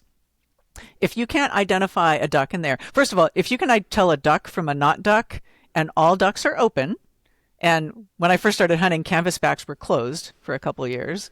But if all ducks are open and you know it's a duck, then you can go duck hunting, even if you can't identify which species of duck it is. But you need to be able to identify it if you shot one and you pick it up and you have to know that's a widgeon or that's a hen mallard or that's a pintail or a scaup. And the minute you have a limit of anything, and duck limits are very confounding for people. We can have 3 pintail, we can have 2 hen mallards, but 7 mallards total, and 2 or 3 scaup, and 2-ish canvasback, depending on what the regs are for that year. You have to know what those regs are. And when you hit your limit, if you can't identify a duck in the air, your hunt is over.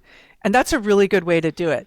And no one had told me that when I started doing that, but in fact, it was purely academic because I couldn't hit a damn thing. So like I would go out there and blow my call. I had some very simple calls that I was reasonably good at. And I was hunting at the Delavan National Wildlife Refuge.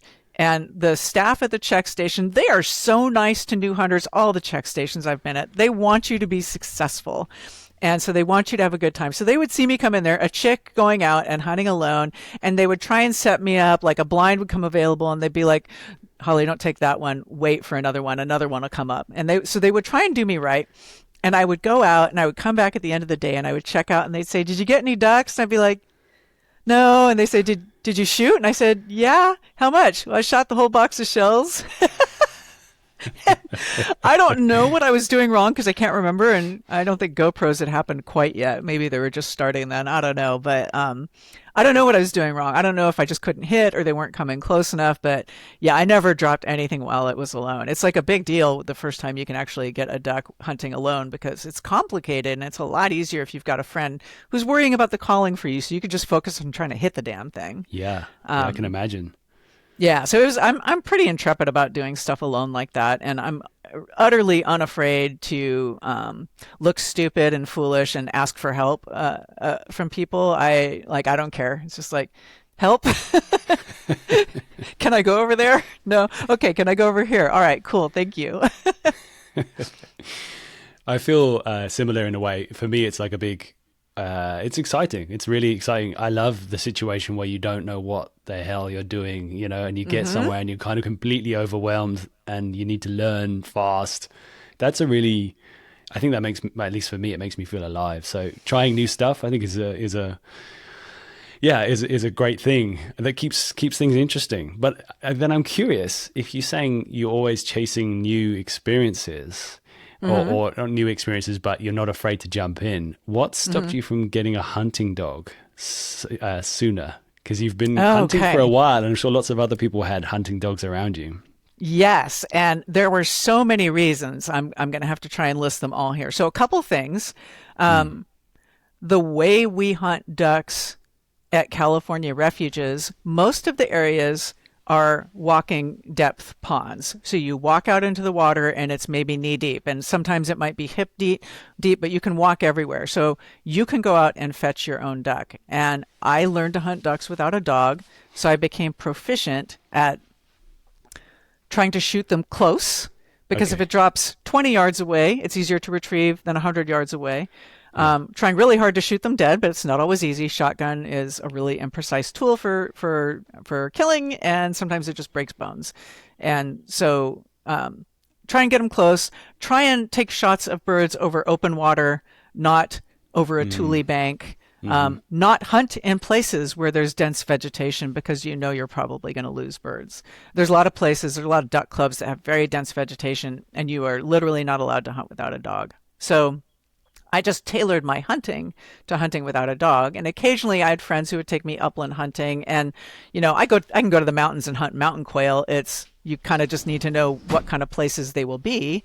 And I hike all summer long, so I know where many coveys are. So I can go out on opening day and I'm going to be like, I'm going to hit this covey and this covey and this covey and hope that they're there. So I didn't need a dog for the longest time. Like, the trigger for me this time was that the ducks weren't coming down. The duck hunting sucked. I needed to be able to do something else. There was other stuff about, like, you know, I was traveling a lot. My ex traveled quite a lot, and we didn't feel like a dog could fit in our life. There came a time where I was ready, but he wasn't, so he didn't get one. And then I finally just reached the point. I've been living alone for about 3.5 years now, and had to wait had a lot of things going on in my life, a lot of stuff going on. And things finally started settling down, and I decided it was time to get the dog. And like, absolutely insane learning experience. Oh yeah, here's the other thing about dogs. I came from a family whose dogs were all big idiots, and we never trained our dogs anything. Like, we didn't even teach them to sit, much less behave. So we had very poorly behaved dogs. And I thought perhaps this was a genetic condition, that I couldn't train a dog, and that I would get a dog and I would probably ruin it. So I had a great fear of that.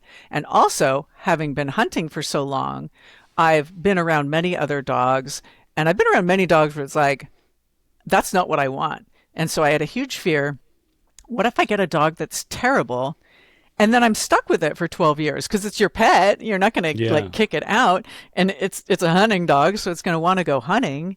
And I had a huge fear that I would just get a really horrible dog. I remember one day hunting at Delavan in my usual spot.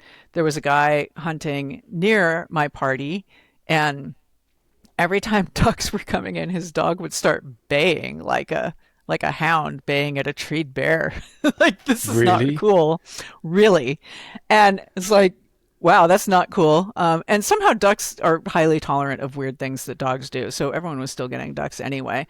And then my buddy dropped a duck between us and the guy with the baying dog. And so he drops the duck, and my buddy gets up to go get it, and the other dog comes out. And so they're both heading toward it. And my buddy starts running, and running through the water is really, really, really hard. A dog can do it a lot better than we can do. Yeah. And he gets to it, and he snatches up the bird, like, just inches away from the dog's mouth. And I was just laughing my ass off. I thought that was hilarious. And I got back and I said, "That was hilarious, Charlie." And he said, "No, that dog eats every bird he picks up." And it's like, wait, you're telling me that there's this hunter who's got a dog who bays when ducks are coming in and eats every bird he picks up. What is the point of that? So I was terrified I would end up with a dog like that.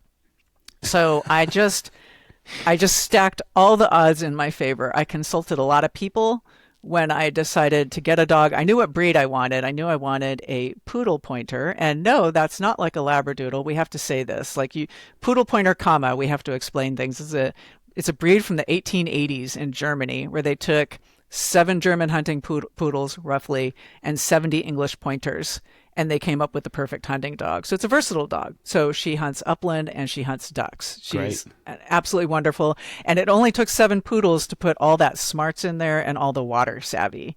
So they're absolutely incredible dogs. So the person who inspired me to get a poodle pointer, his name is Wade Zarlingo. He hunts in Arizona, and I hunted over his dog hunting for Mearns quail one year. And when he said she could also hunt ducks, I'm like, okay, when I get a dog, it's going to be a poodle pointer. So Wade said, join NAVDA. It's the North American Versatile Hunting Dog. Oh, I'm going to blow it. Alliance or Association? I can't read this. So, but it's for versatile dogs, and it's a very hunting driven. It's not a show dog kind of organization. It's all about testing dogs for versatile hunting skills. So he said, join NAVDA. There's a lot of people who can help you train a dog. I consulted someone from the local NAVDA chapter, and I said, who breeds poodle pointers around here? And the woman said, I don't know, but talk to this woman. She's a judge for tests. And so I talked to that woman, and she talked to me about a couple breeders who produced good poodle pointers. And so I wound up with a breeder who just came up with an incredible pairing. He's actually done it twice because he was so happy with the results of the first litter. And so I stacked the odds in my favor by getting an extremely well-bred dog. And then I have just worked my ass off. I'm really new to all this stuff, but I am determined to have a dog that's really good. So we train every day. We're either training or hunting every day. And now I'm training twice a day. And I don't always do everything right. The breeder, he gave me so much advice last summer when I was first teaching my dog, because I ran her through a NAVDA test. It was called a natural ability test. And they just test a few aspects of a puppy that they're not about training. You do need to take your dog out and give it the chance to experience these things to get some practice at it. But it's really, can they point? Will they swim? Are they afraid of gunshots? How do they use their nose? Do they want to cooperate with their human? Okay. So I consulted with him extensively when I was training in the summer, and he gave me so much advice, and I could follow like a fifth of it. It was so completely overwhelming. I'm sure he thought I was a complete idiot. It was actually a great reminder, though, of what it's like to be so new at something and how overwhelming it is. Because as a mentor, I've been doing it so long now. I love mentoring. I love being with new hunters because it reminds me of the rush of learning new things.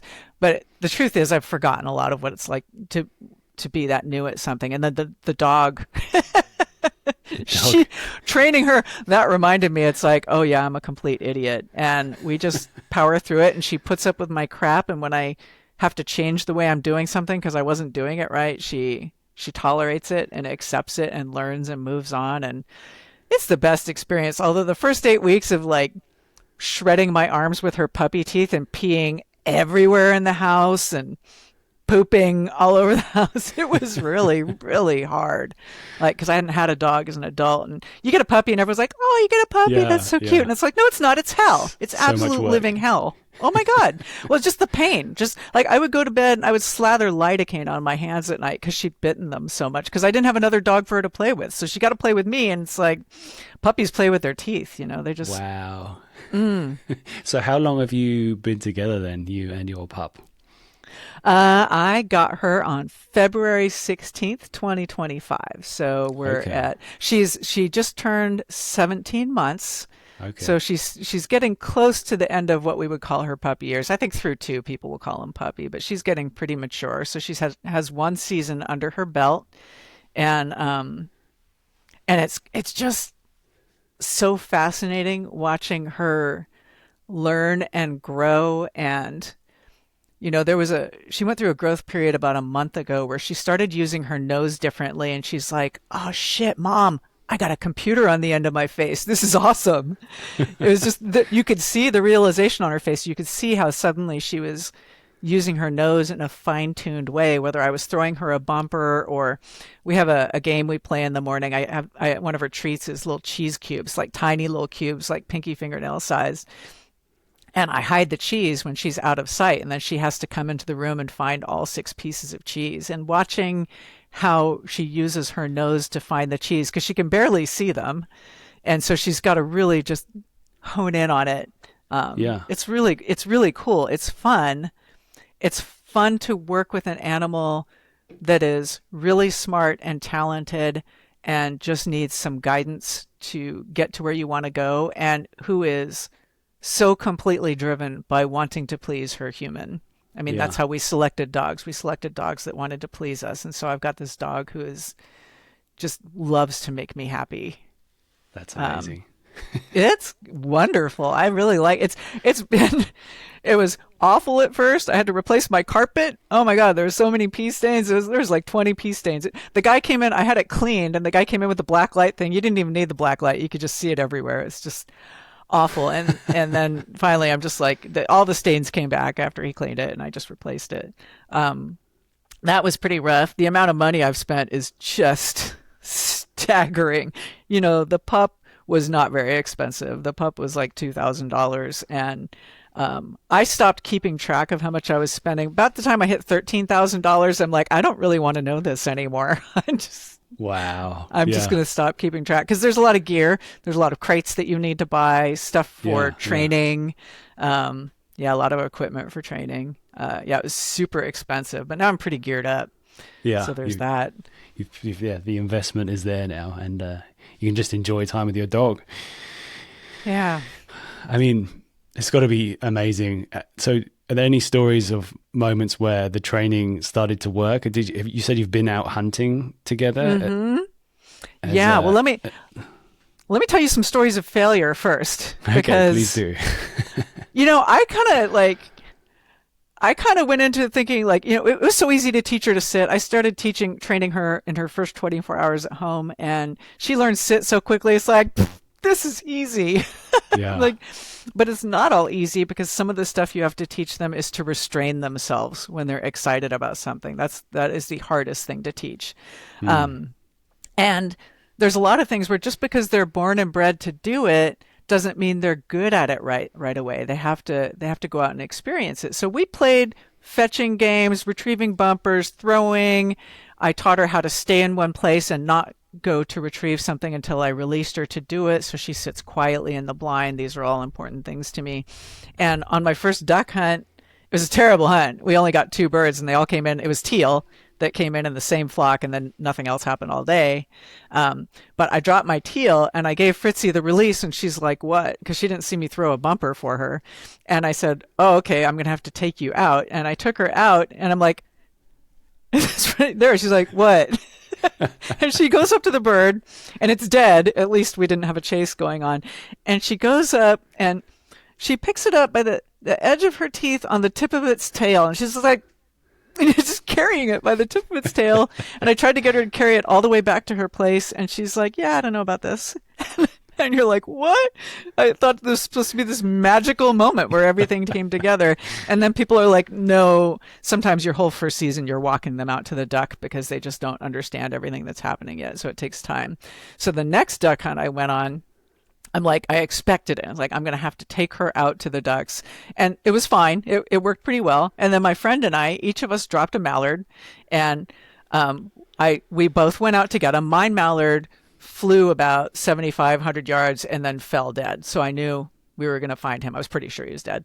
And then his mallard dropped right next to a clump of tules, like a foot away, and he was quite lively, and he swam right into it. And it's like, oh crap. Well, he's a big duck, so I'm thinking my dog's going to go in there and pull this duck out. So we walk out there. I send the dog in, and she's like, rah! She goes in and she's looking around, and she's not coming out with the duck. She comes out multiple times without the duck.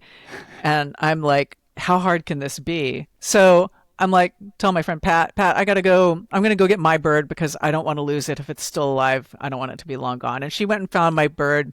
It was in a place where I never would have seen it, so she did a great job. Good job, Fritzy. And then we go back to his tule patch, and I say, well, let's try this a different way. And we had both gone in. Pat and I had both gone in looking through the tules trying to find it. And so I'm like, I'm going to have Fritzy go in where I was, and then I'm going to go into this other spot where she'd been searching. So I go in. It's very hard to walk in this stuff. It's super dense. It's like walking through a lawn that's 8 feet high, really stiff. So I look down, and I see a mallard feather in front of me. It's like the mallard has come this way. And I take a few more steps, plow through, and I see a couple more feathers. And then I look ahead of me, and there is a pile of feathers and the duck, quite dead. And I pick it up, and Fritzy had gone in, and she's like, ah, shit, this thing's alive. So she killed it and then just left it there. I'm like, oh, okay, this is a problem. So I brought him out and apologized to Pat. It's like, Pat, he has some holes in him. I'm sorry. And I posted on Facebook. I asked all my friends for advice, and they're like, she's a puppy, she'll get it. And that's probably been one of the hardest things to learn is you think they're just like a little computer that you're going to program, and they're not. They're a living thing that programs itself slowly, just the way we do when we learn to hunt. Yeah. The parallels are exact. We're stupid idiots when we're trying to learn how to hunt too. So she just had to go through the motions. So I had two other really stellar experiences with her. One was in January where some ringnecks came down the pond, right to left shot. I drop one and it goes down, and I had a feeling it probably was not dead, but it goes down out of sight. I'm sitting here, there's a clump of tules here, and it goes down past the tules. So I send Fritzy out to get the bird, and she's very good. She goes out, and I get out there with her, and I'm looking around, and she goes into the tule patch where I think it is, and she comes out with nothing. And she wasn't there long enough to kill it, so I know we're probably good. And then she's like, Mom, I'm going to look over here. And I'm like, I think you should look over here. Oh, I'm going to look over there. And it's like, no, I think you should look here. So I brought her back, and I'm like, get in there. And she goes in once and comes out with nothing. And then I'm like, get in there again. And she goes into another spot, and she comes out with my duck. It was like, this is the most amazing thing ever. So she got it. She gave it to me. She didn't mangle it. And it was just... that was January, so that was about probably about 2.5 months after the unfortunate mallard incident. So she just needed a little time to understand that's what she's supposed to do. And what makes Mom happy is when you bring her ducks. Nothing makes Mom happier than you coming up and giving her a duck. It is the best gift you can give to your mommy. So that was her vindication. My first truly great moment with her on a duck hunt was I had two specks come in, speckled belly geese. Speckled belly geese are absolutely delicious. And they came in and landed, and I couldn't see them for a while. And I finally, I was waiting, so I told Fritzy, place, don't move. So I get up, and I get a shot at one of the birds, and I shoot and drop it. And then the other one's flying away, and I take 2 more shots at it, and I don't get it. But it starts circling. So I tell Fritzy, place! And she holds very still, and I hold very still. And it turns out this was a mated pair. So one of them was coming back for the one that I had shot. And by God, he came close enough, and I shot, and I dropped him. And Fritzy still stayed on place. Now, if you are around a young dog with a high hunt drive and birds are falling out of the sky, it takes an incredible amount of restraint for them to hold still. So she held still through all of that. It took a while for him to circle back. She held still through all of that. And then she came back or she was sitting there, and I gave her release word, and she just launched out and got it. She's a tiny little dog. She's 53 pounds. She's smaller than most labs are. And she wrestles this big thing in her mouth and brings me the bird. Chomps the living crap out of it because the one she picked up was still lively. So she's still mouthing it quite a bit. But, and she brought it to me, and I'm like, I send her to get the other one, and she goes and gets the other one too. And that was in a moment of amazing restraint. A lot of people have told me that it's very hard for a dog to sit there. And that was her third waterfowl hunt when she did that. So the training had really stuck with her. Yeah. And yeah, I was just so proud of her. And then I tried to take a picture, and I have an Android phone, and Android phones will take a picture on a voice command. And my command is it's capture. Okay. And so I kept setting up a photo and making her sit with me, and I'm holding the geese, and I'm trying to smile, and the camera's sitting up leaning against the blind. And then I would say capture, and it gives you 3 seconds. But Fritzy's release word from any command, so if she's staying or on place or anything like that, her release word is cha-cha. So every time I said capture, she'd be like, oh, okay, I can go. So I have all these selfies where she's running out of the photo. Oh my gosh! I think you might need a new word for taking a picture. Well, yeah, no. It turned. You can also say smile, and that works. So I just switched to smile because I'm like, what? I was so mad at her. It's like, why do you keep running away? And then it's like, oh yeah, this sounds like her release word. Just following instructions. Yeah. Also, but she's just terrible at photo taking. She's a gorgeous dog in candid shots, but when you try and take a posed photo, she just doesn't get it. She looks really bored.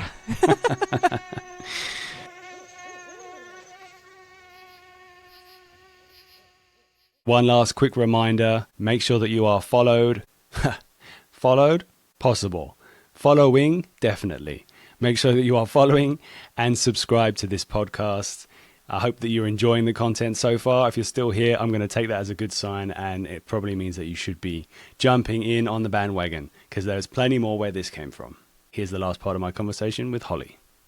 So I've got to say, it's great hearing all your adventures training your dogs, and yeah, the excitement of seeing them learn. But so good. It's actually, I mean, I never had dogs when I grew up, and I hunt quite a lot with a bow, like a recurve bow, walk and stalk. So if you're walking around, in my mind, I was like, well, a dog's never really going to be an option, because I don't know, that's too risky for me. I would imagine a dog's going to make a noise or something, and it's hard enough just getting yourself in close enough to like 20 yards of an animal that's so dialed in. But my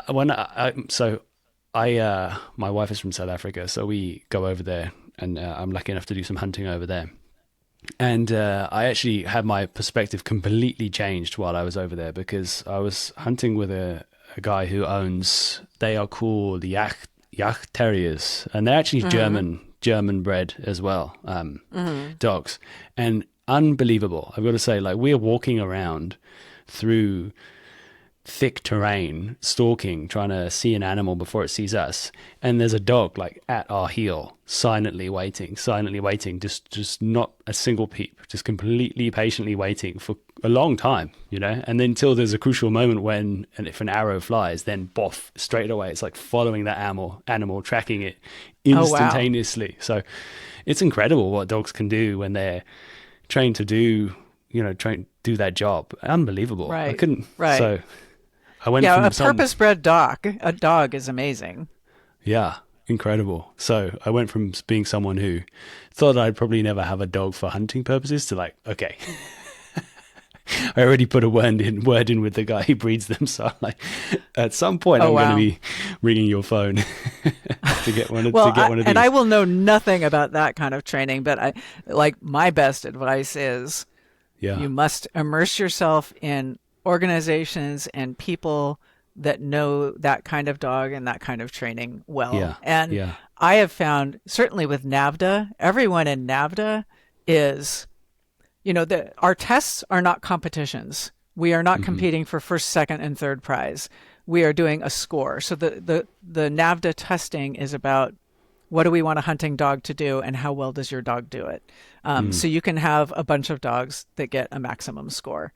And that breeds this whole environment of helpfulness. Like, everyone wants everyone else to be successful. They want other people's dogs to do well, because we're all better off when our dogs are well trained.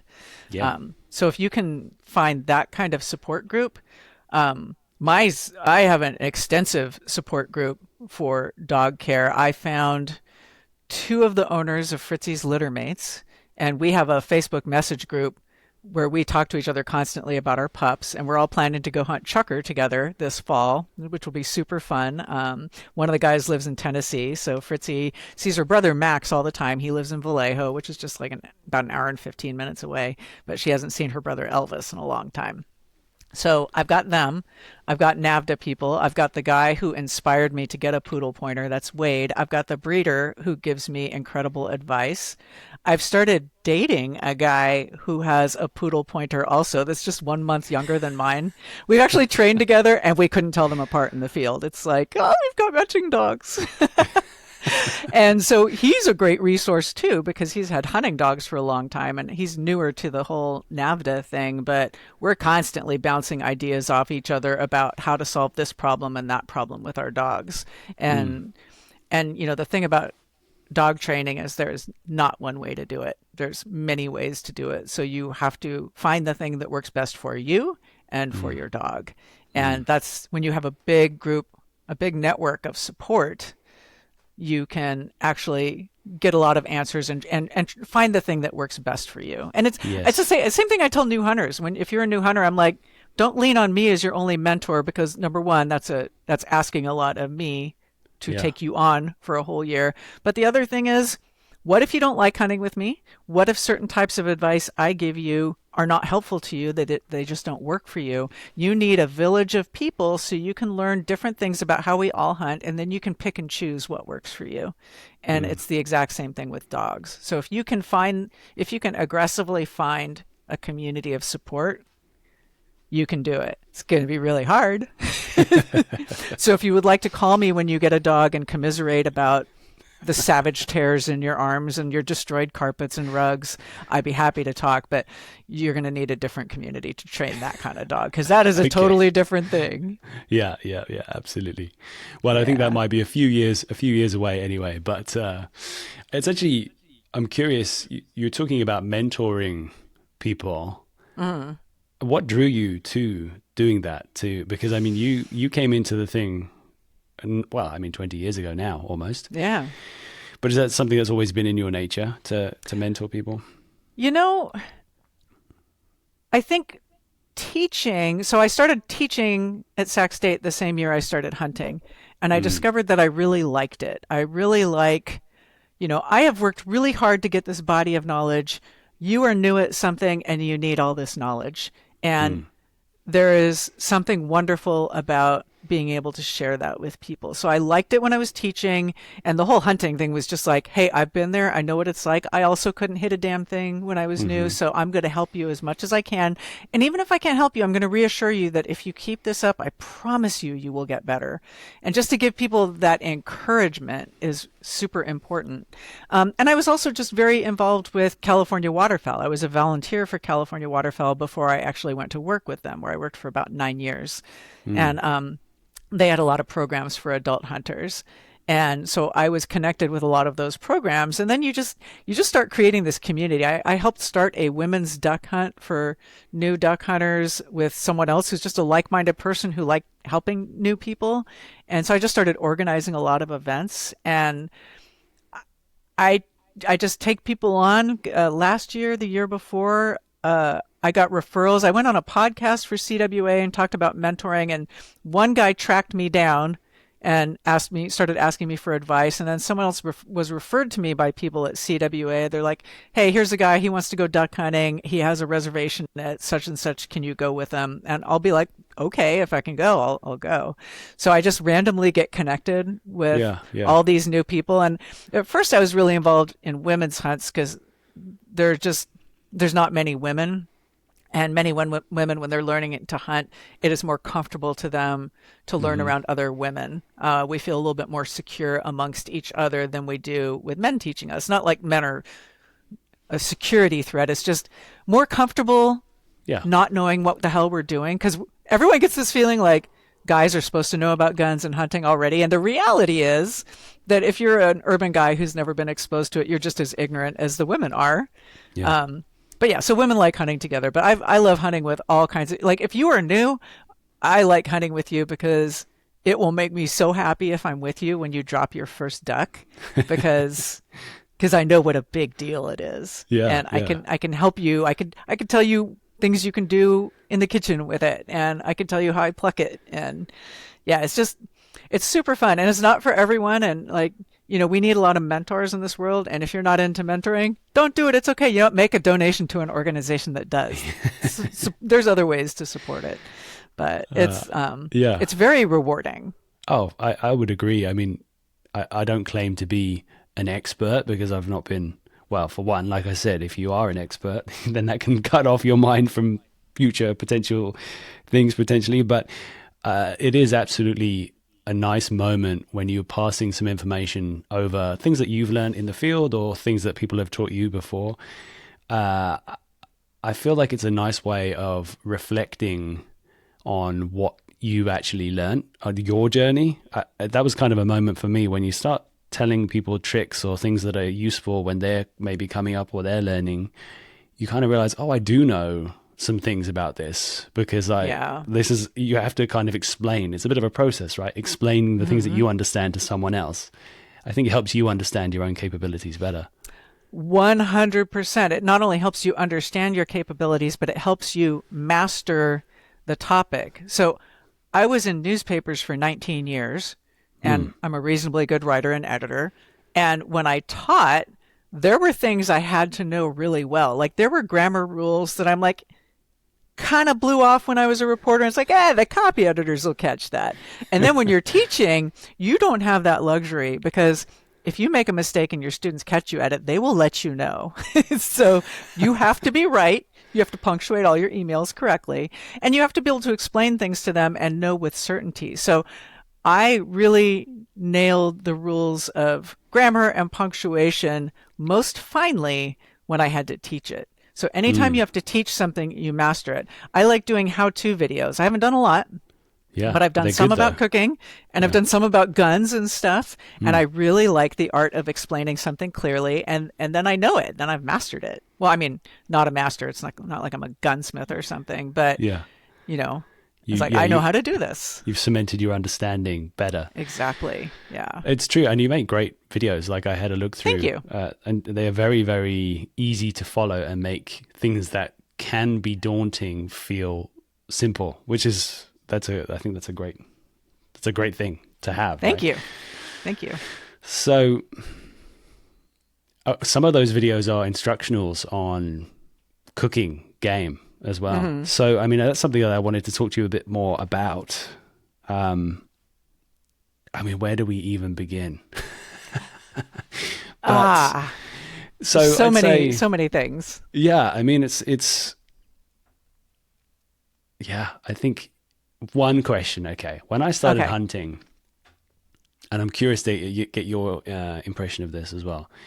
When I started hunting, originally it was big game. I would look up some recipes, but my searches started like, venison recipe or bear recipe. And it would kind of result in not very good, or it would kind of mean that I didn't get very good results. And maybe that's a reflection of my ability as a cook. But also what actually I kind of realized is that I needed to be looking at other recipes and then adapting them to be more for wild game. You got a spectator walking around by you there. Oh, she's just exited. I was just checking to see if anything bad was happening. So I guess for me, like I was trying to figure out how to cook bear, but the bear recipes I had were bad and it wasn't tasty. So then it was only when I kind of did a beef porcini pie, Guinness porcini pie, like slow cooked, and just went, okay, I'm just going to swap in the beef here, the bear instead of the beef, that it was like, oh, okay, this is incredible. So I guess what was your experience with that kind of thing? It's not really a question. That was a ramble. No, that's fine. And I think my first thought is if you've been cooking domestic meat your whole life, you are used to, well, really flaccid muscles, which totally gross me out when I see like store-bought chicken. It's like gross. It didn't do anything for a living. Yeah, it's true.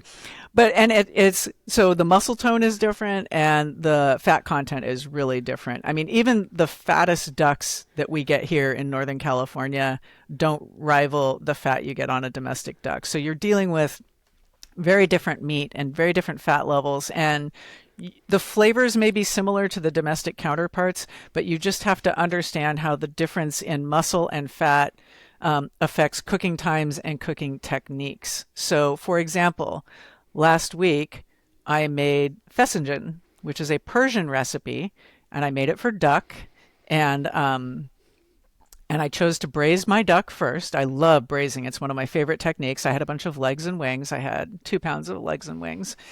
Brown them first and braise them, put them in duck stock that I made. I'm really into making my own stock and rendering my own fat. And the first legs came out of the brazier after about 3.5 hours. And then the last 2 legs, it was down to 2 legs in the pan. And they took 6.5 hours. Wow. And that was probably a widgeon or something, judging by the size of the legs. It was probably a widgeon. And that means it was a very, very old bird. It was very, very tough. And so that's the other thing we don't deal with. You know, when you deal with domestic meat, you're dealing with, you know, if it's a cow, it was 2 years old. And most things are very, very young and tender. And they're also very consistent. Every single chicken you get at the store is going to cook consistently because they're all basically raised the same way and fed the same stuff. I mean, if you get some organic free-range stuff, it's going to be better, but chicken is chicken. So you have to understand some of those basic rules about the cooking. And when you understand those rules, just like learning to hunt, just like training your dog, all of this stuff is about habits. Like, what are your habits for cooking? What are your go-tos? What do you know how to do that's going to work every time that you can shake things up? So I love braising legs and wings of all my birds. It's a slow cooking technique. You can keep quite a bit of fat. It ends up creating demi-glace, which is this broth that turns to jello when it's in the refrigerator and it's all jiggly, and it is unctuous and silky, and then when you cook things in it and brown them, it does really amazing things. So I like braising a lot. So braising is my go-to. So you just have to have a series of things that you do. And to really get back to the first part of your question, I wasn't the cook in my house. My ex was the cook. So I didn't do a lot of the cooking, but I kind of watched. So yes, yeah. I kind of had a feel for how things were. And then when I found myself on my own, I'm like, well, I better figure out how to do this. And it was just a function of finding recipes that worked for me and then understanding the techniques to apply. And with birds, it's really, really very basic. Breasts, whether it's a duck or an upland bird, are like steak. It should be cooked very quickly and not too hard, or it will turn to leather and it will taste disgusting. So you cook it like a steak. Everything else is like brisket, slow and low. Patience, patience, patience, patience. And then the more you can develop your pantry to make your game better, the better off you will be. So I love making and pressure canning stock. So I have a pantry that is full of pint jars of stock. I don't do quarts because it's just me. I don't use that much. And so when I braise something, I don't braise it in water. I braise it in stock. So, and then if I start cooking it with fat, I'm going to start cooking it with duck fat. So the ducks that I braised, it was duck fat in the pan and then duck legs and wings on top of it. And then some duck stock on top of that, which is just like flavor bomb. Amazing. Yeah. So if you just learn a few of those things, and if you take the time to make stock is mostly the last batch I did, I had on the stove for 18 hours, which makes it really good. Wow. But it's 18 hours of passive time. So you've got some overnight time when it's very low and it's not at a boil. It's just at a burble. It's like a little burbling stream. And it makes it delicious. And it's the way to take advantage of your animal. So don't throw your bones away. Use those bones and make stock. You will be so happy you did. And invest in a pressure canner. It's not rocket science. You have to follow the rules because, it's a pressure canner, so you don't want to turn it into a bomb by doing something stupid. Read the instructions. It's not that hard. And it's really well worth it to have that. And the duck fat, same thing. It is the best fat on earth. Duck fat is liquid at room temperature, which means it's not clogging up your arteries like some of those other fats are. So it's really actually very good for you and very flavorful. And rendering duck fat is super easy. It takes like an hour. And that stores in the freezer forever, and it stores in the fridge forever, like forever. Awesome. Bear fat too. Did you render your bear fat? Did you get a fatty? Well, no. The bear was the first thing that I shot in the US when I started hunting. I was looking. Wow, for you just started big, didn't you? Go straight for the bear. No, exactly. It was a bit of that was an overwhelming moment. Yeah, gotta say that's a big deal. But it actually wasn't very fat. So here in California, it was just after berry season, so you'd think it would have more fat, but I don't think. I mean, the winters are very mild, so they don't fatten up the same way.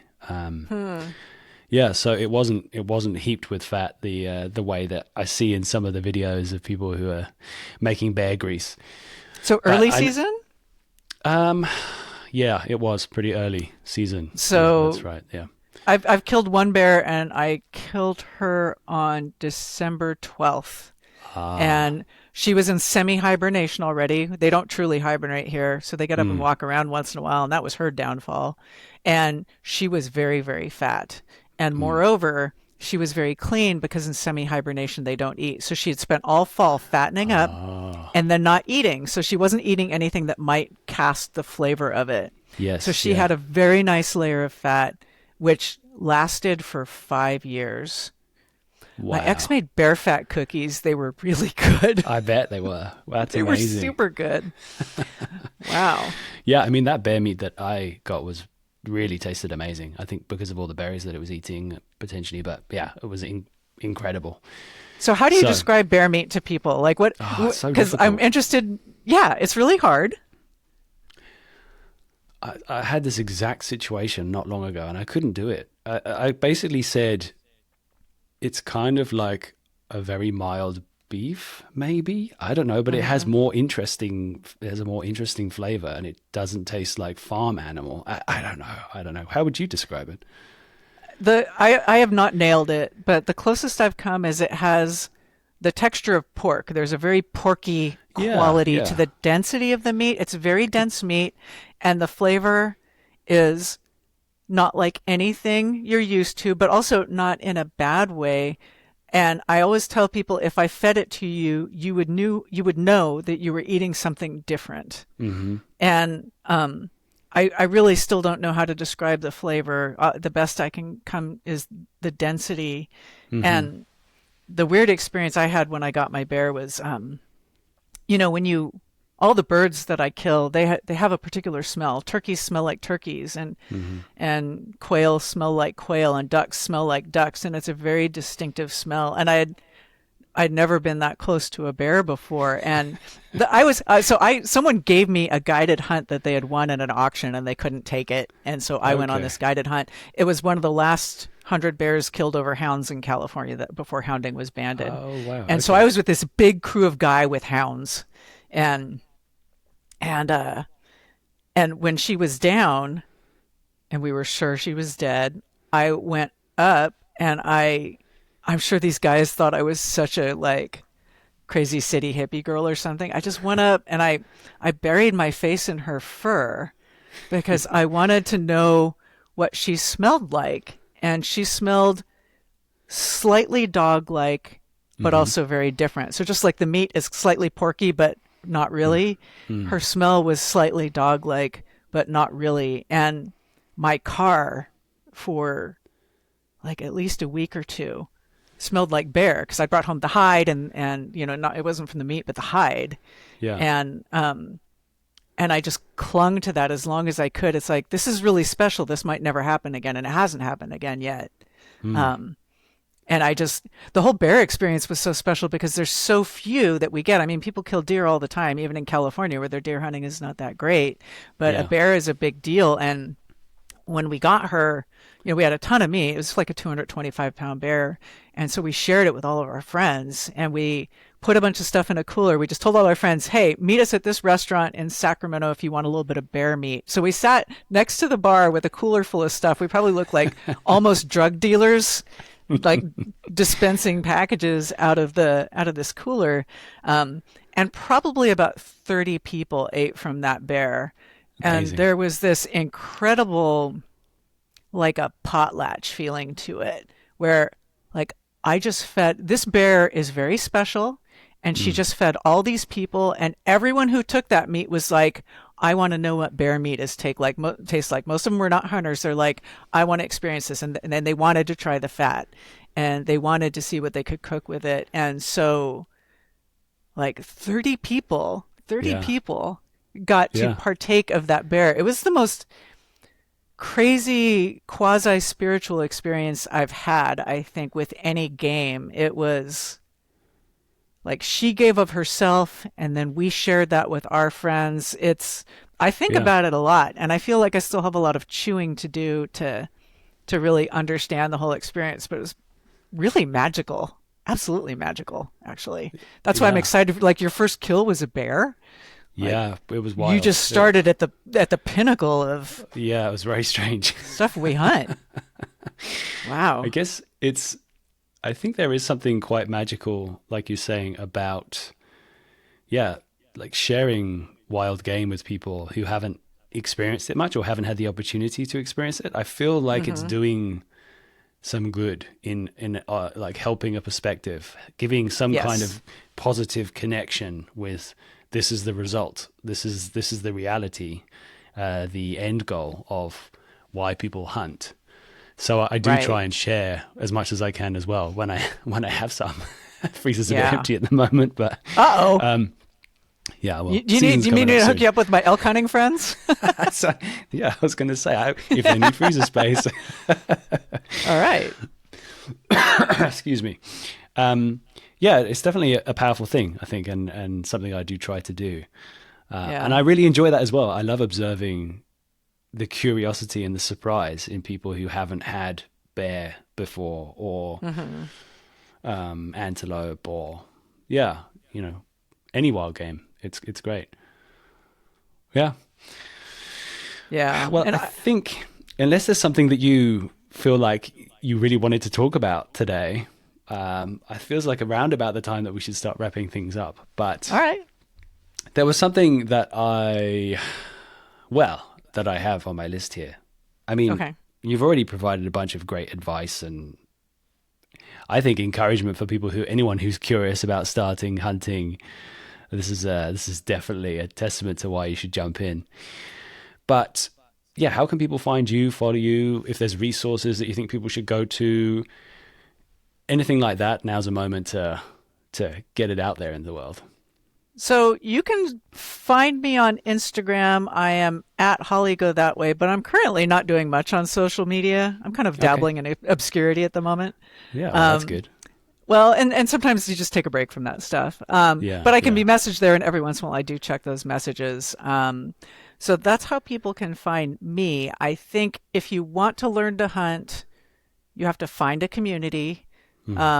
So whatever it is you want to hunt, like for me, it was waterfowl. So I joined the California waterfowl, and you start going to events where you can meet other people who are like-minded, and you just ask around, is there anyone who can help me? And if you keep asking around, eventually someone will get you connected with folks who can help you. Also, if you are not finding anyone yet, the state has many great resources. They have a hunter education program. They have this a whole series of videos on their website, their hunter education website, where you can watch videos about various topics to do with hunting. So they're all geared toward newbies. So you can go get a whole bunch of advice by doing that. But I would say it's so important, if possible, to find human help and not just have videos, because there's many things, as you know, that until you see it and touch it and experience it, you don't really know what it's like. An instruction manual, even a good video, does not do the same thing as actually being there and having someone explain it to you and having someone say, yes, what just happened was normal, or no, that wasn't normal. You didn't hold the gun right. It shouldn't hurt when you hold the gun that way. So, So you need to aggressively ask. And sometimes the people who come to me, I know a couple people who are hunter education instructors, and they will find a new adult hunter who's, not the non-child in the class, and they will be looking for someone to mentor them, and they will connect me with them, and I will help them with things like I'll go shooting with them, or I'll coach them on buying their first shotgun, and so on. So ask your hunter education instructor. You've got to pass hunter ed if you want to hunt. Ask them if they know of any resources, and you just have to ask aggressively. If you want it, you've really got to go out and get it, because doing it alone is super hard, and especially with some duck hunting, especially, but all hunting, the regulations are kind of complex. There's a lot of, like, you have to know zones and times of day and limits, and you can do this here but not there. It really helps to have someone going with you as much as possible, and find that community. Join Facebook groups. Some Facebook groups, there's always some cranky people where you go and ask advice, and they're just like, whomp, they descend on you and criticize you for being stupid and are not helpful. But typically there's some helpful people in there who will come to your defense and aid and try to give you advice. If you are hunting on public land where there is staff, if you're a duck hunter, at the refuges that the state runs, the check station staff, the hunter check station staff, they're super helpful. They want you to succeed. They really do. It makes them happy when you come out having had a good and safe day. So ask for help. You cannot be shy if you want to get this done, because you didn't get it in your childhood. You are making up for lost time if you're taking this up as an adult. So you got to just feeling. It's crazy. It kind of makes you feel like, oh my God, I missed I missed 40 years of hunting, Yeah, which is part of yeah. why I've gone so crazy into it. Yeah. So Well, yeah, you've definitely be aggressive made and up for lost assertive. time. Oh yeah. I don't do anything halfway. No, I'm the same. I'm the same. You just got to Yeah. jump in. If you're going to do it, jump the whole way. Yeah. You also sent me a great link with a bunch of useful instructional videos and all those things as well. If it's okay with you, I'll add that to the show notes. So that's a great resource. Some articles you've written, and also a bunch of those videos that you talked about, giving Yeah. instruction on preparing food, but also maintenance of guns and all sorts of stuff like that, right? And there's one in there that people may not think applies to them. It's how to adjust the drop and cast on a Super Black Eagle 3, which is all kinds of shotgun knowledge that may have just gone straight over people's heads, but shotguns actually have to fit you correctly. And at the start of that video, I do my little homemade graphics explaining what drop and cast are and why you might need to adjust them. Even if you don't need to adjust them on your gun, watching that video, watching that first minute will help you understand what's going on. So that's worth watching for new shooters, even if they don't need to do that little exercise that I did in that video. Okay. Perfect. Yeah. Well, and I think there's thank something you. in there too about choosing a shotgun too, like personality test for what you should get. Okay. Also a good one. Holly, thank you so much. That was amazing. It was great to meet you and hear your Thank stories. you so much. Yeah, it was great fun. And I'm sure at some point I'd love to get together and maybe we can get under the birds sometime and get some action. Absolutely. Yeah, some with non-mergansers. No, I only shoot Mergansers. That's my thing. That's my niche. No, I'm kidding.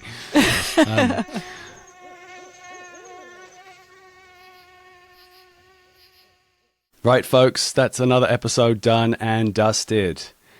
Again, Holly, thank you. It was amazing meeting you and talking to you and hearing your stories. Thanks for sharing your time. That was fantastic. Everyone else, thank you for being here on the journey. I hope that by now, after my continued requests, you are following or subscribed, but if not, now is a perfect moment. Also, that would be really helpful if you can give us a 5-star review. It helps with the algorithmy things and make sure that people who enjoy the outdoors as much as myself, Holly, or you listening, they'll be able to also find this podcast in the feeds when they search for outdoorsy stuff. Everyone who's in the Northern Hemisphere, I hope you are enjoying the summer and getting fit and ready for whatever seasons are in your future. And if you're in the Southern Hemisphere, I guess you're coming to the end of hunting season, so I hope it's going well. Right, that's quite enough waffling from me. Thanks for listening, and until next time.